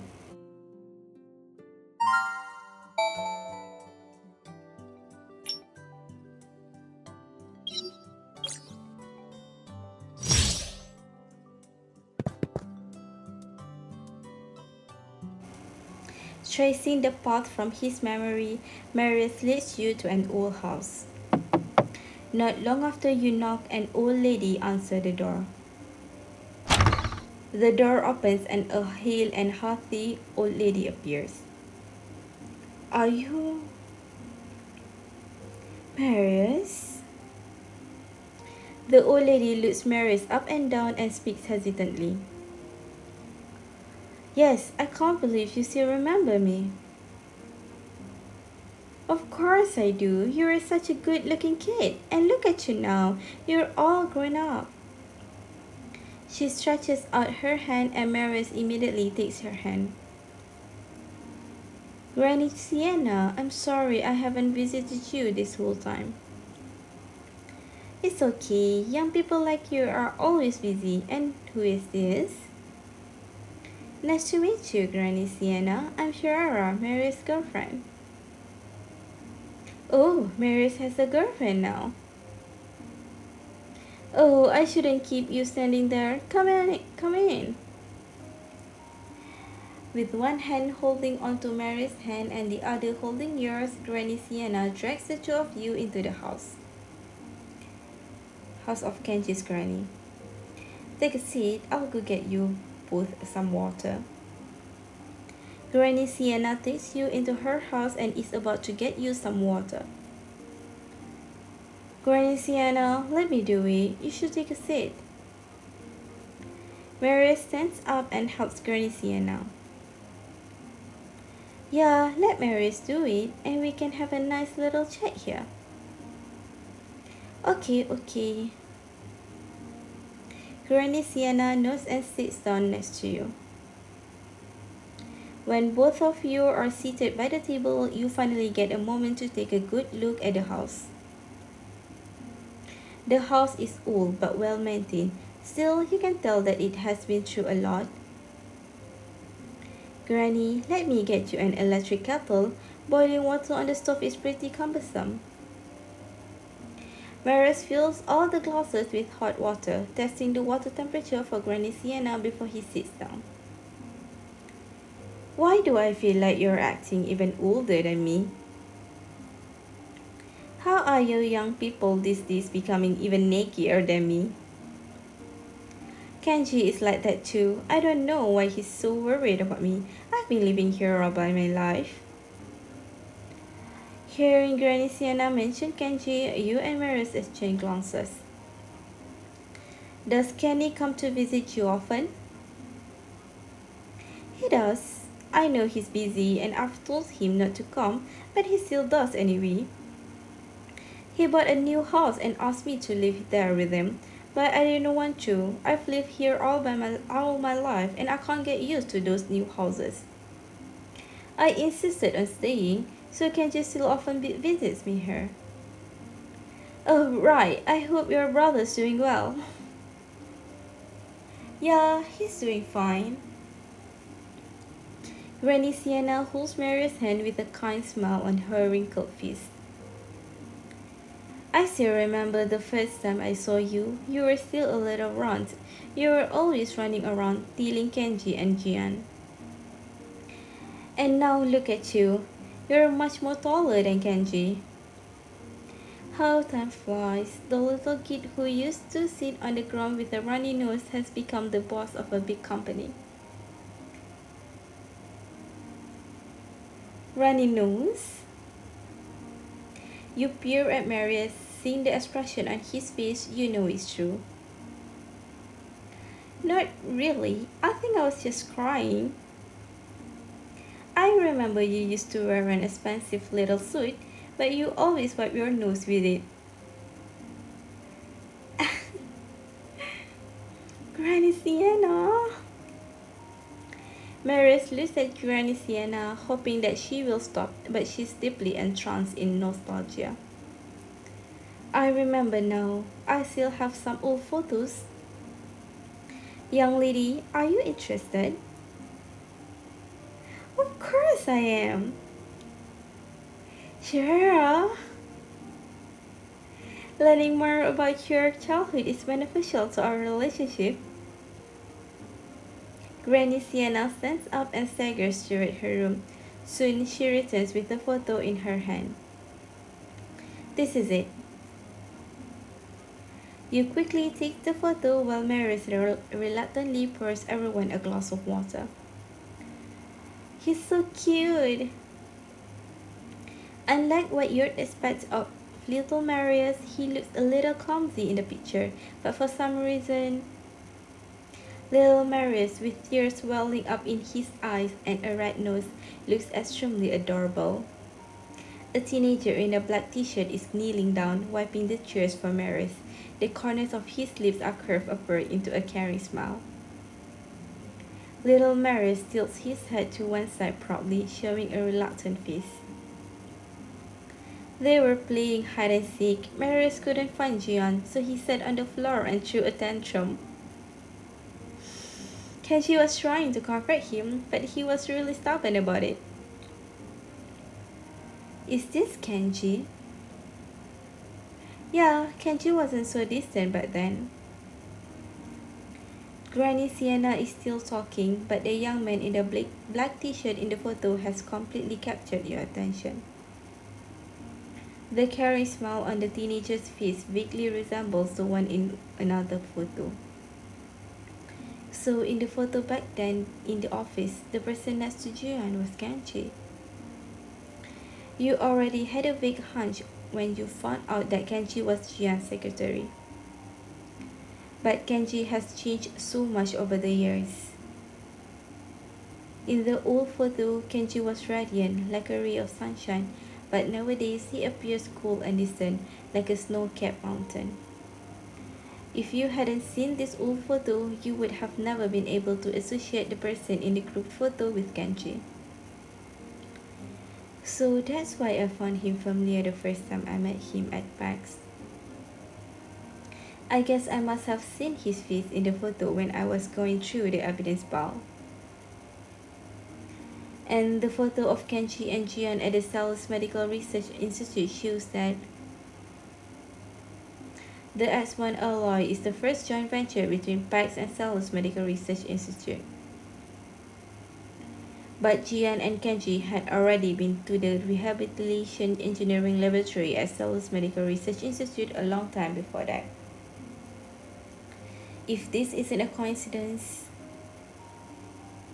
then it means that Jian and Kenji had already reached an initial agreement with the Institute on patent donation.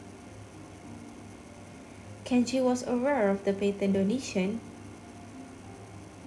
As you continue this train of thought, you are shocked by the conclusion that you've reached. Marius.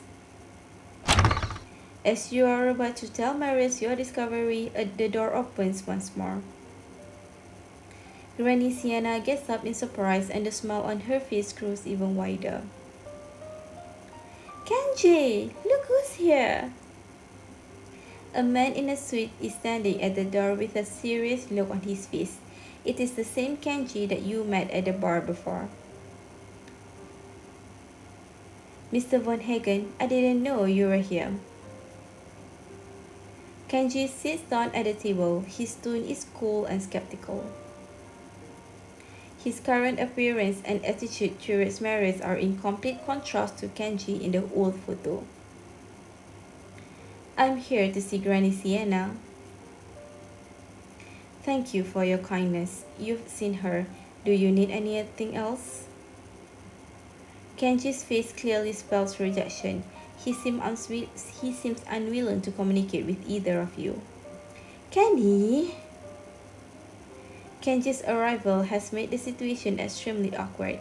Granny Sienna gives him a nudge, then looks over to you and Marius with a smile. Don't listen to him. He's always talking about you. It's almost dinner time. Why don't you stay for a meal? I'll go buy some groceries and make dinner for everyone. Granny, I don't want to trouble you. Not at all. I'll just whip up something simple. Granny, do you still remember Peyton? Peyton? Yes, of course. Why? Peyton talks about you a lot. He's always saying how he wants to learn your recipes. You know what? Why don't you come home with us? Peyton will definitely have my ear for it if I don't bring you back. Marius holds Granny Sienna's hand and stares at her with puppy eyes. As expected, Granny Sienna converses him either and agrees. Marius is really good at these things. Since she has agreed to come with you despite Kenji's reluctance, he has little choice but to come with you to the Von Hagen estate. This is probably not the right time. I'll find another chance and talk to Marius.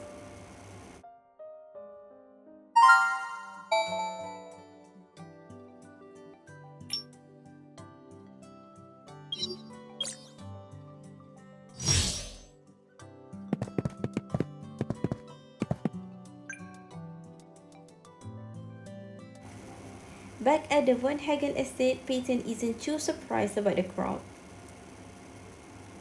After serving some tea and snacks, he comes to Granny Sienna. Madam, the flowers in our garden are blooming right now. Would you like to have a look at them? That sounds wonderful. Granny Sienna nods and happily walks away with Peyton. It looks like Kenji was really close to the Von Hagen family. But now, the house hasn't changed much, but the people have changed a lot.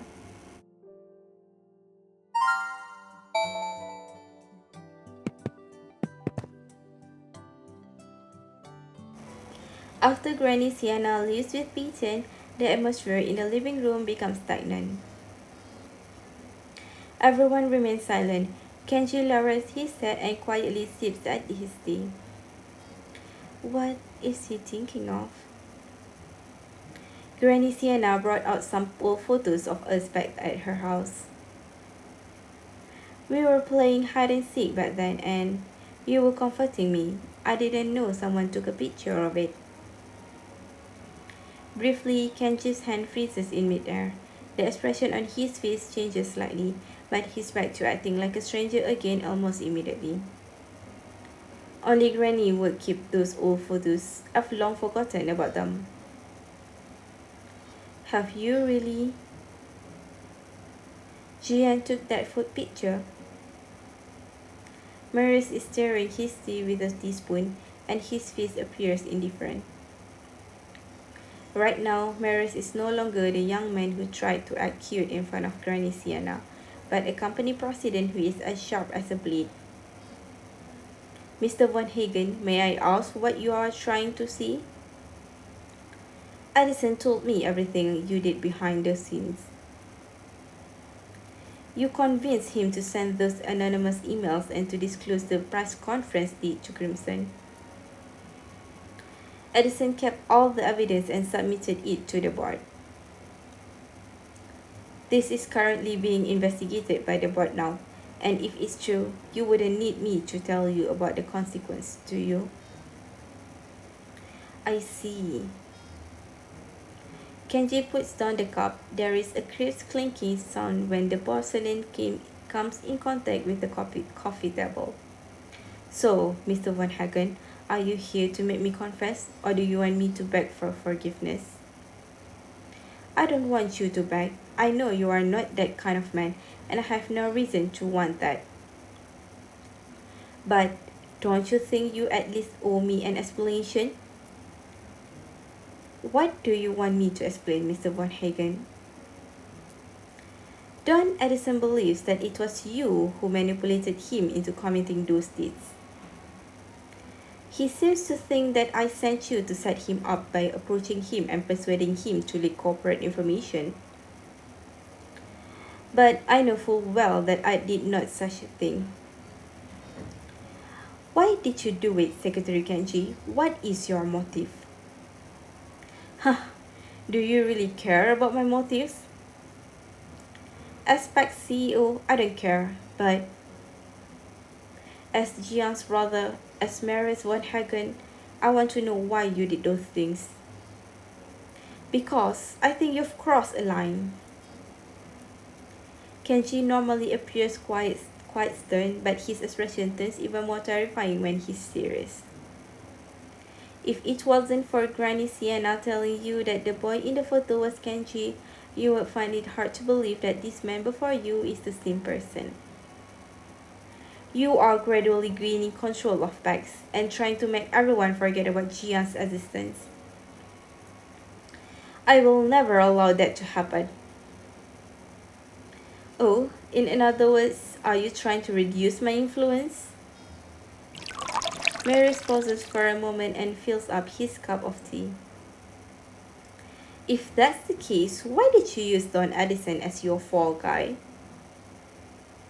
I'm sure you know that Edison's actions could cause irreversible damage to the PAX. Surely you don't want my brother to come back and find PAX on the verge of collapse. Unlike Marius before you, who seemed lost in the park, every word he utters is now akin to a sharp blade. Behind his playful smirk, Marius is carefully analyzing Kenji's motives. His aggression is probably the result of having replayed this scene in his mind countless times. It's because your brother. Kenji tightens his grip on the cup. A few drops of tea drips down from his hand. Kenji seems to react strangely whenever Jian's name is mentioned. Secretary Kenji, before you give an answer, I want to show you a photo. You don't want to wait for an opportune time anymore, so you take out the photo from earlier. All of Marius' questions seems to be based on his trust in Kenji. I should maintain this trust. Secretary Kenji, you have always known that Marius planned on donating the patent, didn't you? You convinced Addison to leak company information because you knew that Marius had a way to resolve this issue, didn't you? Kenji only responds with silence and a cool, fathomless expression. And it is this silence that leads you to your conjecture. He did it to protect Marius. With this revelation, you suddenly begin to see Kenji's cool attitude in a whole new light. He never actually changed. He is still the Kenny who would hand Marius a handkerchief when he sees him crying. He taunts and distances himself from Marius to protect him. Marius takes your phone and glances at the photo. Then he places it on the coffee table in front of Kenji without revealing his own emotions. So this was your plan. You sacrificed yourself to get rid of Don Edison. What a perfect plan. If I didn't come to you, were you just going to leave the firm? Kenji zooms in on the photo. His attention is still fixed on the smile on his and Jian's faces. There is a hint of nostalgia in his eyes. Yes, it was all part of my plan. But I never thought of this as a sacrifice. He returns the phone to you with a smile on his lips. Sorry, Miss Herrera. I used to agree with Director Harrison. We didn't think that you and Marius belong in the same role, but now I realize that you are indeed a very capable young woman. The way you help Marius over and over again proves that the two of you can achieve even greater heights together.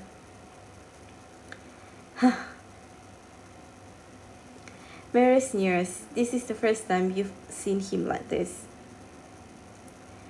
He is angry and scornful, refusing to even look into Kenji in the eye. Secretary Kenji, your actions prove that you have no right to say such things. You have no right to approve of Sharara. You didn't believe that I had the ability to deal with Addison myself.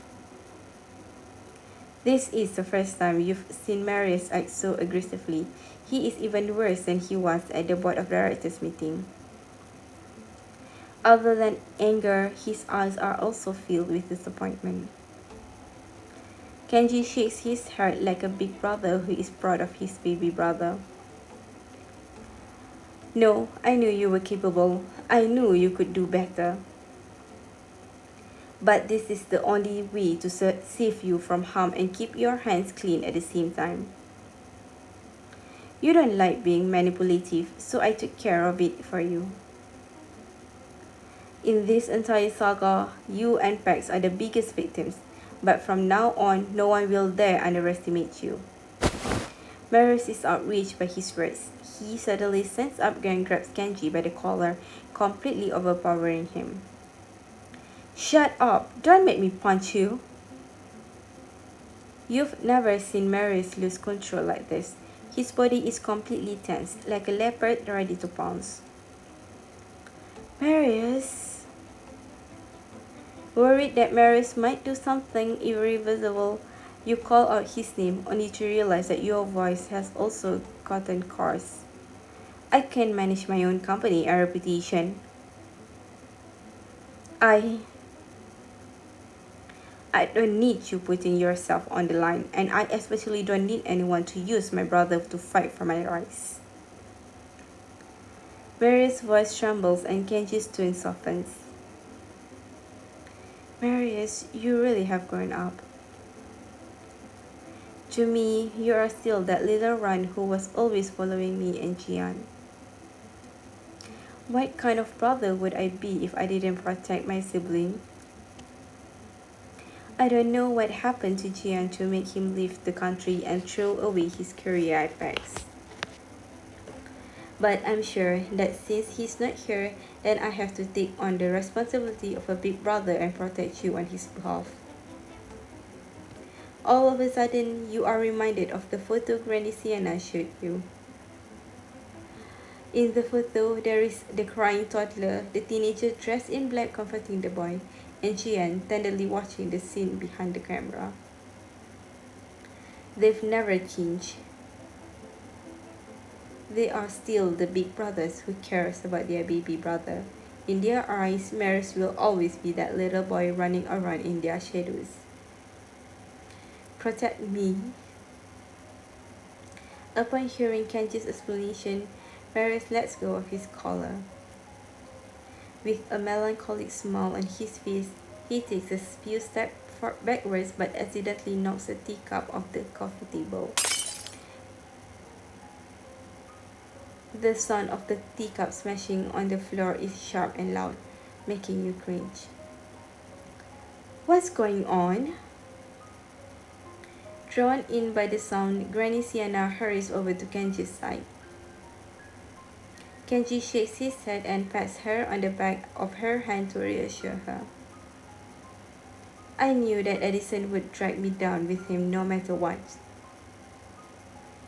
But I don't regret it. I used this rumor as a bait to find out who on the board of directors is disloyal. I didn't do much. You did most of it yourself, and you did really well. Marius, I can only go with you this far as your brother. You have to go the rest of the way on your own now. He straightens his clothes, nods to you and Peyton, and leaves with Granny Sienna. Marius, on the other hand, just dejectedly watches him leave.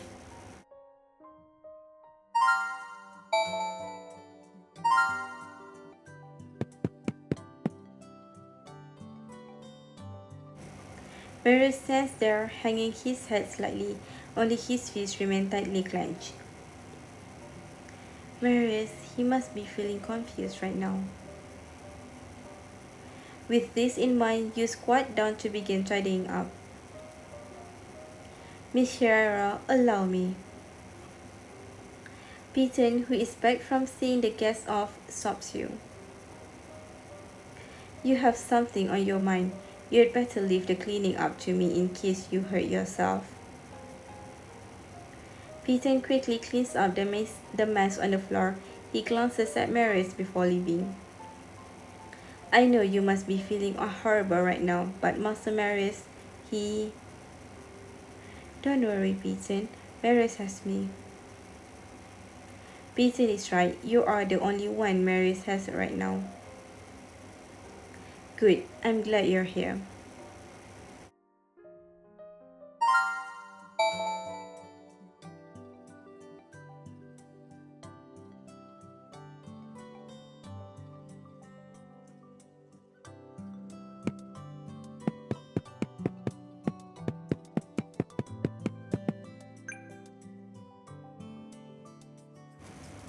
When it's all over, everything returns to its former calm. Marius still has his fists tightly clenched, fixed to the same spot. You lead him to the sofa and sit him down. He doesn't resist. Relax. Calm down, okay? His knuckles have become bluish white from the exertion. You carefully try to loosen his fists. You don't have to do this. He seems unable to hear you. His eyes are red and fixed on a point in space. You stare at him. The sense of powerlessness that you've been surprising is becoming overwhelming. Suddenly, tears well up in your eyes. 왜 그래요, 누나? Marius seems frightened. He loosens his fist and turns to you. 누나, He drops the estranged attitude and holds your fist in a panic, softly wiping your tears. 나도 안 우는데 누나가 왜 울어요? His thumb brushes against your cheek, and the warm touch makes everything feel even more unbearable. I don't know. Perhaps the thought of caring for someone is irresistible. You don't know why, but before you realize how sad you are, tears are already streaming down your cheek. 누나 눈물 되게 뜨거워요. He leans over and gently kisses away your tears ever so softly. Marius. He's obviously upset, yet he still took the initiative to comfort you instead. Marius has made you forget what you were about to say. 다른 그 무엇보다도 싫은 건 누나가 나 때문에 우는 거예요. Marius gently wipes your tears away and smiles. His smile is gentle, yet it reminds you of the Marius that you know. 누나가 우는 걸 보면 마음이 너무 아파요. 그러니까 울지 마요. 네? Marius still sounds a bit upset, but he already looks a lot more relaxed than before. When I thought about the things that you've been through, it made me sad. You'd only cried a little, but your voice has become hoarse. When he comforts you, you are indulged in his warm and gentle voice. 누나가 그렇게 만든 것도 아니잖아요. 내 감정에만 빠져서 누나는 어떨지 미처 신경을 못 썼어요. 내가 잘못했어요. 미안해요. Hearing his apology is like having knives stabbed into your heart. His tenderness and reassurance saddens you even more. Marius, stop apologizing to me. I love you and I'm concerned about you. That's my right. Even if it comes with stress, I wouldn't have it in any other way. 알겠어요. If you're still feeling apologetic, just tell me your feelings, okay? Marius' eye lights up and he nods softly. 그럼 누나도 나랑 약속해요. 더 울지 않기로. Yes, of course. He lets go of you and hesitates for a moment, like a child who has misbehaved. 그냥 이번에도 누군가한테 피해를 줬다는 생각이 들어서요. 철호 형이 날 보호하기 위해 희생했다고 하고 누나도 계속 날 걱정하잖아요. 늘 이런 식이에요. 내가 뭔가를 지켜내고 싶어도 결국 아무것도 지켜주지 못해요. You don't know what to say. You hold his hand firmly. He is holding onto your hand tightly like it is a piece of floating driftwood. Then you realize his palm is full of red marks from clenching his fist too hard. 스스로 뭔가를 통제할 능력이 있다고 생각했어요. 마치 아버지나 형처럼 화인을 혼자 지탱할 수 있다고. 근데 전혀 그렇지 않았나 봐요. 내 자만 뒤에는 날 대신에 짐을 짊어진 사람들이 많았던 거예요. Marius sneers with self-mockery. No, it's not like that. You clasp his hands tightly. You try to gain more trust from Marius by using his usual tactics. Kenji's plan was risky. If he didn't think you had the ability to manage the situation, he wouldn't have made that decision. And to me, you're just you. You're unique. You're Marius. You will never become someone like your father or brother, but you also don't need to. 난 나다. Marius murmurs, lost in thought. Yes, you're Marius. You are my dearest Marius. After a moment of silence, he looks at you with a relieved smile on his face. 응, 난 누나 거예요. You are surrounded by his presence. Underneath his tenderness, there is an undeniable sense of possessiveness. That is your Marius. 맞다, 선물이 있어요. As soon as he calms down, Marius regains his smiley appearance. A gift? 네, 더 적절한 시기를 기다리고 싶었는데 이미 누나 거인 마당에 더 숨길 필요가 없잖아요? You are embarrassed by his interpretation of your choice of words. He turns around in a hurry and goes upstairs. Soon he comes back with a painting. 짜잔! 이게 뭐게요? He flips the painting over and offers it to you like it is some sort of treasure. It is an interesting painting. It consists of two parts. On the right side of it is the Marius whom you painted in the studio. His mouth is tilted upwards and his vision is unfocused. On the other side is you. You are smiling and looking away. Obviously, it was painted by Marius. And yet, the two parts exude an inexplicable sense of harmony on the canvas. In the painting, you are gazing at each other.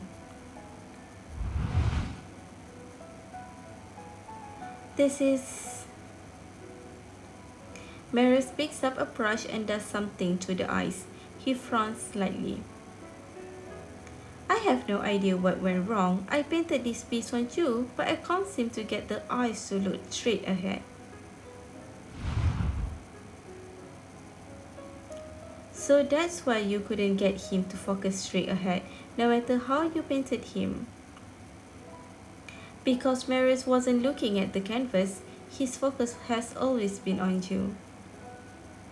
Marius was also painting you at the same time. 시온 씨한테 화실에서 두 그림을 하나로 합치고 액자에 넣어달라고 했어요. So you were secretly painting me. No wonder you looked funny when I was looking at you from my angle, and the painting looked funny too. So you already knew why my painting looked strange back then.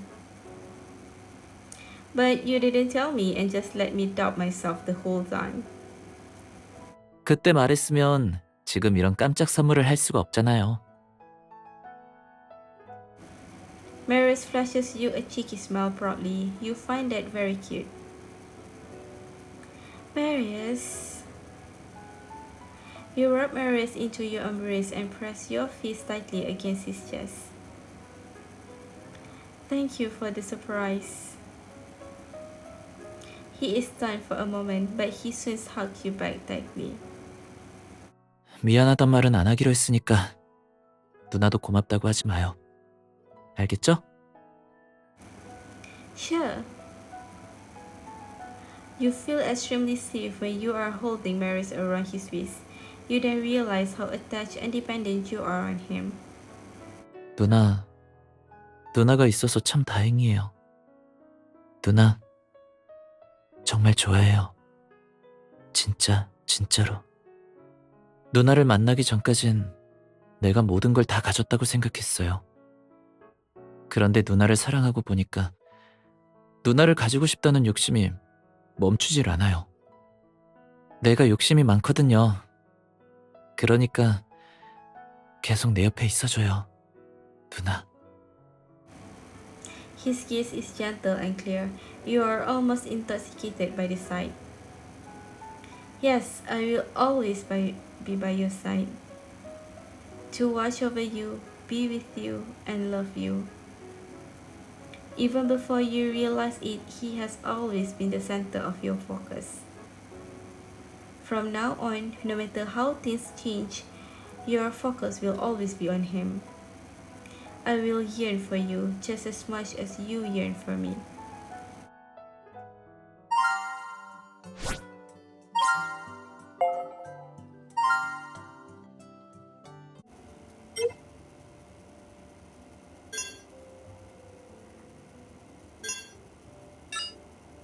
Clay sculptures. Clay sculpting is a folk craft. First, the clay is specially made and molded into desired shape. Then the clay figure is sculpted and decorated using various knives. It is a niche art because of its high requirements for skill level.